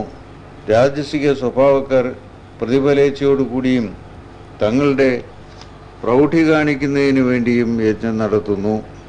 താമസിക സ്വഭാവക്കാർ നിയമാനുസൃതമല്ലാതെയും വിശ്വാസം, മന്ത്രോച്ചാരണം, ദക്ഷിണ, നൈവേദ്യം തുടങ്ങിയവ ഇല്ലാതെയും യജ്ഞങ്ങൾ നടത്തുന്നു. തപസ് ദൈവങ്ങളെ, ബ്രാഹ്മണരെ, മുതിർന്നവരെ, മഹാന്മാരെ, ശുദ്ധി, ആർജവം, സ്ഥിരത, അഹിംസ എന്നിവയെ പൂജിക്കുന്നതിന് ശാരീരിക തപസ് എന്ന് പറയുന്നു. മറ്റുള്ളവരെ വിഷമിക്കാത്ത, സത്യസന്ധമായ, ഇഷ്ടപ്പെടുന്ന, പ്രയോജനകരമായ വാക്കുകളെയും വേദശാസ്ത്ര പഠനങ്ങളെയും ഈശ്വരനാമം ജപിക്കലിനെയും വാങ്മയമായ തപസ് എന്ന് പറയുന്നു. മാനസോല്ലാസം, സമാധാനം, ഈശ്വരവിചാരം, മനോനിയന്ത്രണം, പരിശുദ്ധമായ വിചാരങ്ങൾ എന്നിവയെ മനോമയമായ തപസ് എന്ന് പറയപ്പെടുന്നു. പ്രതിഫലേച്ഛ കൂടാതെ പൂർണ്ണ വിശ്വാസത്തോടെയുള്ള ത്രിവിധ തപസ്സുകളെ സാത്വിക രീതിയിൽ ഉൾപ്പെടുത്താം. പേരിനും പെരുമയ്ക്കും വേണ്ടി, സ്വാർത്ഥലാഭത്തിനും വേണ്ടി, വിശ്വാസത്തോടെയോ ആർഭാടത്തിനു വേണ്ടിയോ ചെയ്യുകയും ചില താൽക്കാലിക നേട്ടം തരികയും ചെയ്യുന്നതിനെ രാജസിക തപസ് എന്ന് പറയുന്നു. തന്നിഷ്ടം പോലെയും തീക്ഷ്ണരീതിയുള്ളതും മറ്റുള്ളവരെ ദ്രോഹിക്കാൻ വേണ്ടിയും ചെയ്യുന്ന തപസ്സിനെ താമസികം എന്ന് പറയുന്നു. ദാനം സ്വധർമ്മം എന്ന നിലയിൽ ലഭിക്കുന്നവന് ഉപകാരപ്പെടുന്ന രീതിയിൽ കാലവും ദേശവും ആളെയും നോക്കി കൊടുക്കുന്ന ദാനങ്ങളെ സാത്വികം എന്ന് പറയും. സേവനമായോ മറ്റു രീതിയിലോ പ്രതിഫലം കിട്ടുന്നതിനു വേണ്ടി പൂർണ്ണ മനസ്സില്ലാതെ കൊടുക്കുന്ന ദാനത്തെ രാജസികമെന്നും, കാലദേശങ്ങളെയും ആളിനെയും നോക്കാതെ സാഹചര്യത്തിൻ്റെ നിർബന്ധമനുസരിച്ച് മാത്രവും അനുചിതമായും കൊടുക്കുന്ന ദാനത്തെ താമസികം എന്ന് പറയപ്പെടുന്നു. സച്ചിത് ആനന്ദം സച്ചിത് ആനന്ദത്തിൻ്റെ മൂർത്തീഭാവമായ പരമശക്തിയുടെ 3 രീതിയിൽ പറയപ്പെടുന്ന പേരുകളാണ് ഓം, തത്, സത് എന്നിവ. സൃഷ്ടിയുടെ ആരംഭത്തിൽ ബ്രാഹ്മണരും വേദങ്ങളും തത് അല്ലെങ്കിൽ അത് അല്ലെങ്കിൽ പരബ്രഹ്മത്തിൽ നിന്ന് ആണ് ഉത്ഭവിച്ചത്. അതിനാൽ വൈദിക രീതിയിലുള്ള യജ്ഞം, ദാനം, തപസ് എന്നീ കർമ്മങ്ങൾ വേദമന്ത്ര ഉച്ചാരണങ്ങളോടുകൂടി ചെയ്യുമ്പോൾ അവയ്ക്ക് മുമ്പായി ഓം എന്ന പദവും ഉപയോഗിക്കുന്നു. ഇക്കാണുന്നതെല്ലാം ആ പരമചൈതന്യത്തിന് ഉള്ളതാണ് എന്ന സങ്കല്പത്തെയാണ് തത് എന്ന പദം കൊണ്ട് ഉദ്ദേശിക്കുന്നത്. യജ്ഞ, ദാന, തപ കർമ്മങ്ങൾ അതിനാൽ പ്രതിഫലേച്ഛ കൂടാതെയാണ് ചെയ്യുന്നത്. സത് എന്ന പദം കൊണ്ട് ആ പരമചൈതന്യത്തെ വർണ്ണിക്കുമ്പോൾ സത്യം, ധർമ്മം, മഹിമ, യജ്ഞദാന ധർമ്മങ്ങളിലെ ദൃഢചിത്തതയും എന്നിവയാണ് അർത്ഥമാക്കുന്നത്. യജ്ഞദാന തപകർമ്മങ്ങൾ ഇത് മനസ്സിലാക്കി ഇതിൽ പൂർണ്ണ വിശ്വാസം അർപ്പിച്ച് ചെയ്യുന്നവന് ഇഹത്തിലും പരത്തിലും നന്മയുണ്ടാകുന്നു. അധ്യായം 18 മോക്ഷ സന്യാസ യോഗം. തനിക്ക് സന്യാസത്തെപ്പറ്റിയും ത്യാഗത്തെപ്പറ്റിയും ഉള്ള വസ്തുതകൾ ഉപദേശിക്കുന്നതിന് ശ്രീകൃഷ്ണനോട് അർജുനൻ അഭ്യർത്ഥിച്ചു. ആശയാൽ പ്രേരിതമായ കർമ്മങ്ങൾ ത്യജിക്കുന്നതിനെയാണ് സന്യാസം എന്ന് ചിലർ പറയുന്നത്. എന്നാൽ മറ്റു ചിലരാകട്ടെ എല്ലാ കർമ്മങ്ങളുടെയും ഫലം ത്യജിക്കുന്നതാണ് സന്യാസം എന്ന് പറയുന്നു. ചില അറിവുള്ളവർ എല്ലാ കർമ്മങ്ങളിലും പാപം പതിയിരിപ്പുണ്ട് എന്നും അതിനാൽ എല്ലാ കർമ്മങ്ങളും ത്യാജ്യമാണെന്നും അഭിപ്രായപ്പെടുന്നു. എന്നാൽ മറ്റു ചിലർ യജ്ഞം, ദാനം, തപസ് എന്നീ കർമ്മങ്ങൾ ഒരു കാരണവശാലും ഉപേക്ഷിക്കാൻ പാടില്ലാത്തതാണെന്നും പറയുന്നു. 3 തരത്തിലുള്ള ത്യാഗം. യജ്ഞ, ദാന, തപകർമ്മങ്ങൾ ഉപേക്ഷിക്കാൻ പാടില്ലാത്തതാണ്. അവ മനസ്സിനെ ശുദ്ധീകരിക്കാൻ ഉപയോഗപ്പെടുന്നവയാണ്. അവ ഫലസിദ്ധി ഉദ്ദേശിച്ച് ചെയ്യുന്നതല്ല എന്നതിനാൽ അവയെ ത്യജിക്കാൻ പാടുള്ളവയല്ല എന്ന് ഭഗവാൻ ഉപദേശിച്ചു. സ്വധർമ്മത്തെ ഒഴിവാക്കുന്നത് അജ്ഞത മൂലമാണെങ്കിൽ അതിനെ താമസികം എന്ന് പറയുന്നു. നിഷിദ്ധമായ കർമ്മങ്ങളും ആശയാൽ പ്രേരിതമായ കർമ്മങ്ങളും ത്യജിക്കേണ്ടവ തന്നെയാണ്. സ്വധർമ്മങ്ങൾ പോലും ശാരീരികവും മാനസികവുമായ ബുദ്ധിമുട്ടുകൾ ഉണ്ടാക്കുന്നവയാണെന്ന് കരുതി ഉപേക്ഷിക്കുന്ന രീതിയെ രാജസികം എന്ന് പറയുന്നു. ഇത് ത്യാഗത്തിൻ്റെ ഗുണമൊന്നും ചെയ്യുന്നില്ല. സ്വധർമ്മങ്ങൾ താൻ ചെയ്യേണ്ടവയാണ് എന്ന് മാത്രം കരുതി ആ കർമ്മങ്ങളോട് പ്രത്യേകിച്ച് മമത കൂടാതെയും ഫലേച്ഛ കൂടാതെയും ചെയ്യുന്ന ത്യാഗത്തിന് മാത്രമേ സാത്വികം എന്ന് പറയപ്പെടുന്നുള്ളൂ. സന്തോഷപ്രദമല്ല എന്ന കാരണത്താൽ കർമ്മങ്ങൾ ചെയ്യാൻ വിമുഖത കാട്ടാത്തയാൾ ആരോ, അതുപോലെ സുഖദായിനിയാണ് എന്നതിനാൽ കർമ്മങ്ങളോടുള്ളവാകുന്ന സ്വാഭാവിക മമത ത്യജിച്ചുകൊണ്ട് കർമ്മങ്ങൾ ചെയ്യുന്നതാരോ അയാൾ സാത്വിക ഭാവം കൈക്കൊണ്ടിട്ട് സംശയനിവർത്തനായി ദൃഢചിത്തനായി തീരുന്നു. അയാളാണ് യഥാർത്ഥ ത്യാഗി. ശരീരമുള്ളപ്പോൾ എല്ലാ കർമ്മങ്ങളും ഉപേക്ഷിക്കുക എന്നത് അസാധ്യമായതിനാൽ കർമ്മഫലേച്ഛ ത്യജിക്കുന്നയാളാണ് ത്യാഗി. അങ്ങനെയുള്ള ഒരു ത്യാഗിയെ കർമ്മഫലങ്ങൾ പിന്തുടരുന്നില്ല. അങ്ങനെ ഫലേച്ഛ ത്യജിക്കാത്ത ഒരാൾക്ക് 3 തരത്തിലുള്ള കർമ്മഫലങ്ങളാണ് വന്നു ചേരുന്നത്: ഇഷ്ടം, അനിഷ്ടം, സമ്മിശ്രം. കർമ്മഫലങ്ങളെ ഇല്ലായ്മ ചെയ്യുന്നതിനുള്ള മാർഗം പറഞ്ഞിരിക്കുന്ന സാഖ്യയോഗത്തിൽ നല്ലതും ചീത്തയുമായ പ്രവൃത്തികളുടെ, അവ മനസ്സുകൊണ്ടോ വാക്കുകൊണ്ടോ ശരീരം കൊണ്ടോ ആകട്ടെ, ഫലസിദ്ധിക്ക് 5 ഘടകങ്ങൾ പറഞ്ഞിട്ടുണ്ട്. അധിഷ്ഠാനം എന്ന് പറയുന്ന കർമ്മങ്ങളുടെ സ്ഥാനം, കർത്ത എന്ന് പറയുന്ന കാർമ്മികൻ, കരണം എന്ന് പറയപ്പെടുന്ന വിവിധ കർമ്മേന്ദ്രിയങ്ങൾ, ഈ കർമ്മേന്ദ്രിയങ്ങളുടെ പലതരം പ്രവൃത്തികൾ, കൂടാതെ ദൈവം അല്ലെങ്കിൽ വിധി എന്ന 5ാമത്തേത്. ഇവയാണ് ആ 5 ഘടകങ്ങൾ. പരിശുദ്ധമായ പരമചൈതന്യത്തെ കാർമ്മികനായിട്ട് കാണുന്ന ആൾ തെറ്റിദ്ധാരണയ്ക്ക് അടിമയാണ്. താനാണ് കർമ്മത്തിന് അധിപൻ എന്നുള്ള വിചാരത്തിൽ നിന്ന് മുക്തനായിട്ടുള്ള ആൾ, പ്രാപഞ്ചിക വസ്തുക്കളാലോ കർമ്മങ്ങളാലോ കറപുരളാത്ത ബുദ്ധിയുള്ള ആൾ, മറ്റ് ജീവികളെ കൊല്ലുമ്പോഴും യഥാർത്ഥത്തിൽ കൊല്ലുക എന്ന പ്രവൃത്തി ചെയ്യുന്നില്ല എന്ന് മാത്രമല്ല, അതിൻ്റെ പാപം അയാളിൽ യേശൊന്നും ഇല്ല.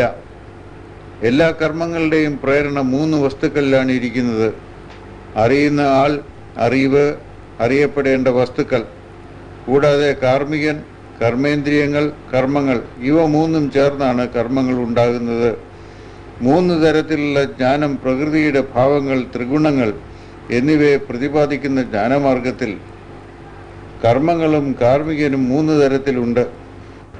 ഓരോന്നിലും അടങ്ങിയ ഗുണത്തിൻ്റെ ആധിപത്യം മൂലമാണ് ഇത്.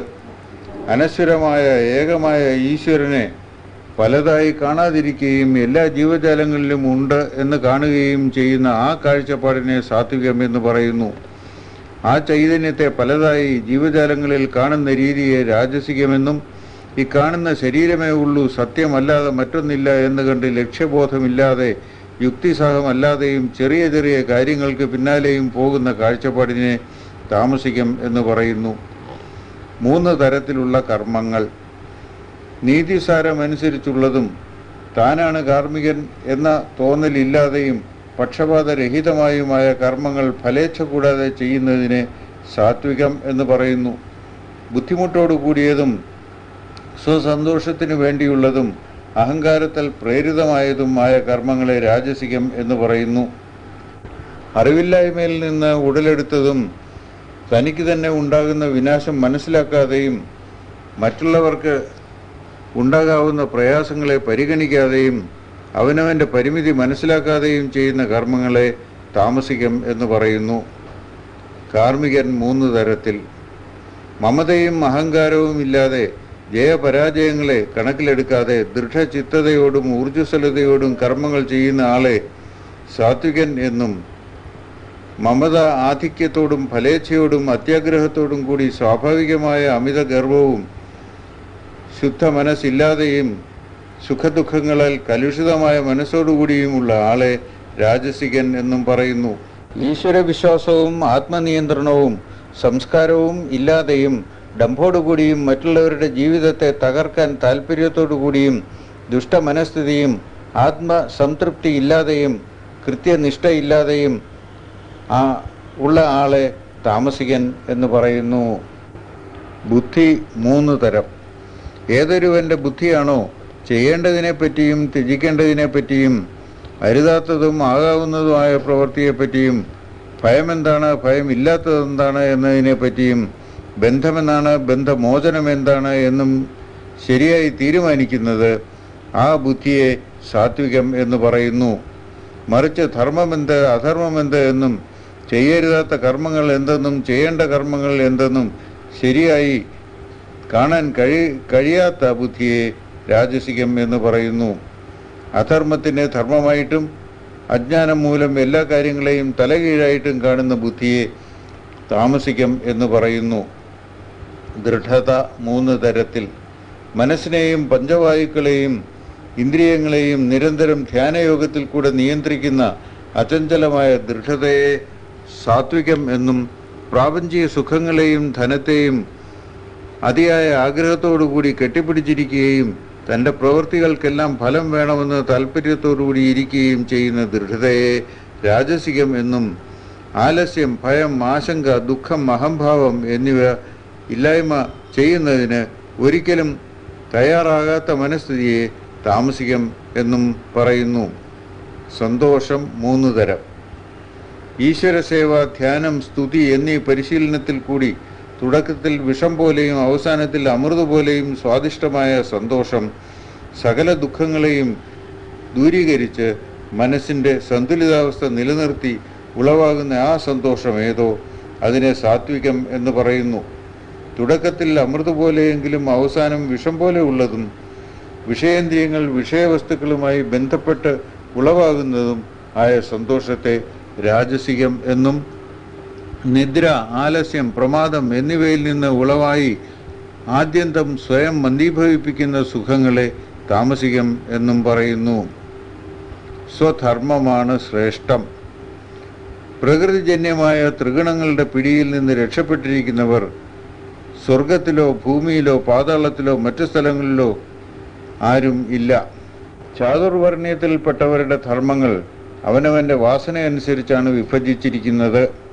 മനസ്സിനെയും ഇന്ദ്രിയങ്ങളെയും നിയന്ത്രിക്കുക, തൻ്റെ പുണ്യകർമ്മങ്ങളുടെ നിർവഹണത്തിൽ ഉളവാകുന്ന ബുദ്ധിമുട്ടുകളെ നേരിടുക, ബാഹ്യവും ആന്തരികവുമായ പരിശുദ്ധി നിലനിർത്തുക, മറ്റുള്ളവരുടെ തെറ്റുകളെ പൊറുക്കുക, തൻ്റെ മനസ്സും ഇന്ദ്രിയങ്ങളും പെരുമാറ്റങ്ങളും നേരായ മാർഗത്തിൽ മാത്രം എന്ന് ഉറപ്പുവരുത്തുക, വേദങ്ങളിലും മതഗ്രന്ഥങ്ങളിലും ഈശ്വരനിലും പുനർജന്മത്തിലും വിശ്വസിക്കുക, വേദാദികളിലെ ജ്ഞാനം പ്രചരിപ്പിക്കുക, ഈശ്വരനെക്കുറിച്ചുള്ള സത്യം മനസ്സിലാക്കുക. ഇവയാണ് ബ്രാഹ്മണ ധർമ്മം. യുദ്ധത്തിൽ ധൈര്യം, ഭയമില്ലായ്മ, ദൃഢചിത്തത, കൗശലം, സ്ഥിരത, രാജകീയമായ പെരുമാറ്റം, മറ്റുള്ളവർക്ക് പാരിതോഷികം കൊടുക്കുന്ന രീതി എന്നിവയാണ് ക്ഷത്രിയ ധർമ്മം. കൃഷി, പശു സംരക്ഷണം, വാണിജ്യം ഇവ വൈശ്യരുടെ ധർമ്മമാണ്. മറ്റു വർണ്ണങ്ങളിലുള്ളവരെ സേവിക്കുക എന്നതാണ് ശൂദ്രധർമ്മം. സ്വധർമ്മം എന്ന് മനസ്സിലാക്കി കൃത്യതയോടുകൂടി അവനവൻ്റെ സ്വഭാവമനുസരിച്ച് ഉള്ള പ്രവൃത്തി ഒരുവനെ ഈശ്വര സാക്ഷാത്കാരത്തിലേക്ക് നയിക്കുന്നു. ഈ വിശ്വം മുഴുവൻ നിറഞ്ഞിരിക്കുന്ന സൃഷ്ടികർത്താവായ ഈശ്വരനെ ഏറ്റവും നന്നായി പ്രാർത്ഥിക്കുവാൻ കഴിയുന്ന മാർഗമാണ് സ്വധർമ്മം കൃത്യമായി ചെയ്യുക എന്നുള്ളത്. മാത്രമല്ല, അങ്ങനെയുള്ള പ്രവൃത്തികളിൽ കൂടി മനുഷ്യർ പരിപൂർണതയിലേക്ക് എത്തിച്ചേരുകയും ചെയ്യുന്നു.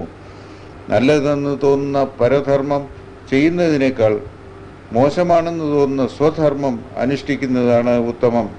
കാരണം സ്വധർമ്മം അനുഷ്ഠിക്കുന്നവനെ പാപം തീണ്ടുന്നതേയില്ല. അതുകൊണ്ട് സ്വധർമ്മം പുകയാൽ തീ ചുറ്റപ്പെട്ടിരിക്കുന്നത് പോലെ കറപുരണ്ടതാണെന്ന് തോന്നിയാൽ പോലും ഉപേക്ഷിക്കാൻ പാടില്ലാത്തതാകുന്നു. ആരുടെ മനസ്സാണോ ഒന്നിനോടും ബന്ധമില്ലാതെ ഇരിക്കുന്നത്, വിഷയസുഖങ്ങളോടുള്ള ആസക്തി ഇല്ലാതിരിക്കുന്നത്, ജ്ഞാനയോഗ മാർഗത്തിൽ കൂടി നിയന്ത്രണ വിധേയമായി ഇരിക്കുന്നത്, അയാളാണ് യഥാർത്ഥ ത്യാഗി. അയാളാണ് യഥാർത്ഥ കർമ്മരഹിതൻ. കർമ്മരാഹിത്യമാണ് ജ്ഞാനമാർഗത്തിൻ്റെ പരമോന്നത ഭാവം. ജ്ഞാനയോഗത്തിൻ്റെ പരമോന്നത ഭാവമായ കർമ്മരാഹിത്യം എങ്ങനെയാണ് മനുഷ്യൻ പ്രാപിക്കുന്നത് എന്നും അതിൽ കൂടി ബ്രഹ്മപദം പ്രാപിക്കുന്നത് എന്നും ഭഗവാൻ അർജുനന് ഉപദേശിച്ചു.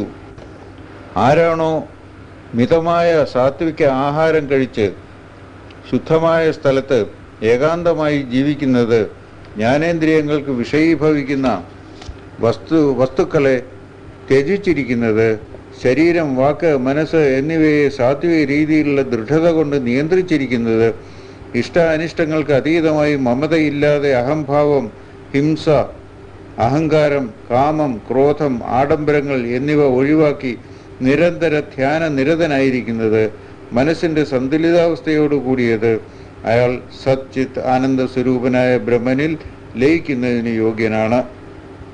അങ്ങനെ ബ്രഹ്മനിൽ സാരൂപ്യം പ്രാപിച്ച സാഖ്യയോഗി, ജ്ഞാനയോഗി ഒന്നും ആഗ്രഹിക്കുന്നില്ല എന്നതിനാൽ എപ്പോഴും സന്തുഷ്ടനായിരിക്കുന്നു.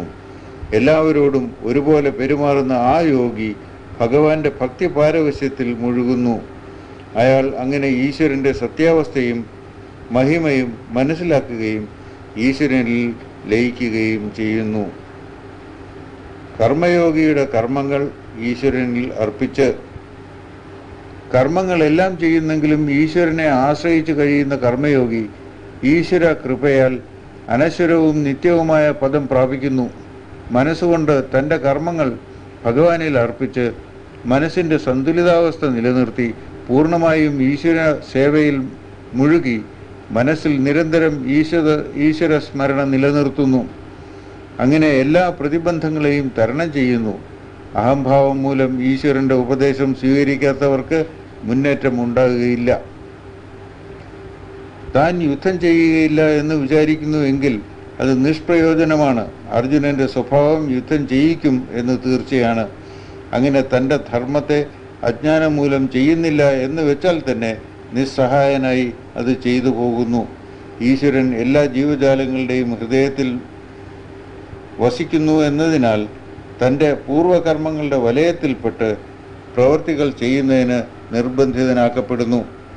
ഈശ്വരൻ്റെ ഒരു ചെറു കൃപാ കടാക്ഷത്താൽ തന്നെ ഒരുവൻ പരമശാന്തിയും പരമപദവും പ്രാപിക്കുന്നു എന്നതിനാൽ ഭഗവാനെ മാത്രം അഭയം പ്രാപിക്കുന്നതിന് ഭഗവാൻ അർജുനനെ ഉപദേശിച്ചു.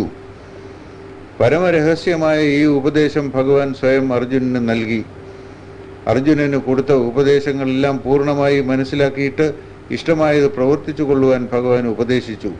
പരമസത്യവും പരമരഹസ്യവുമായ ഇക്കാര്യങ്ങൾ തൻ്റെ ഏറ്റവും അടുത്ത ആളാണ് എന്നുള്ളതിനാൽ മാത്രമാണ് പറഞ്ഞു കൊടുക്കുന്നത് എന്നും അർജുനനോട് ഭഗവാൻ പറഞ്ഞു.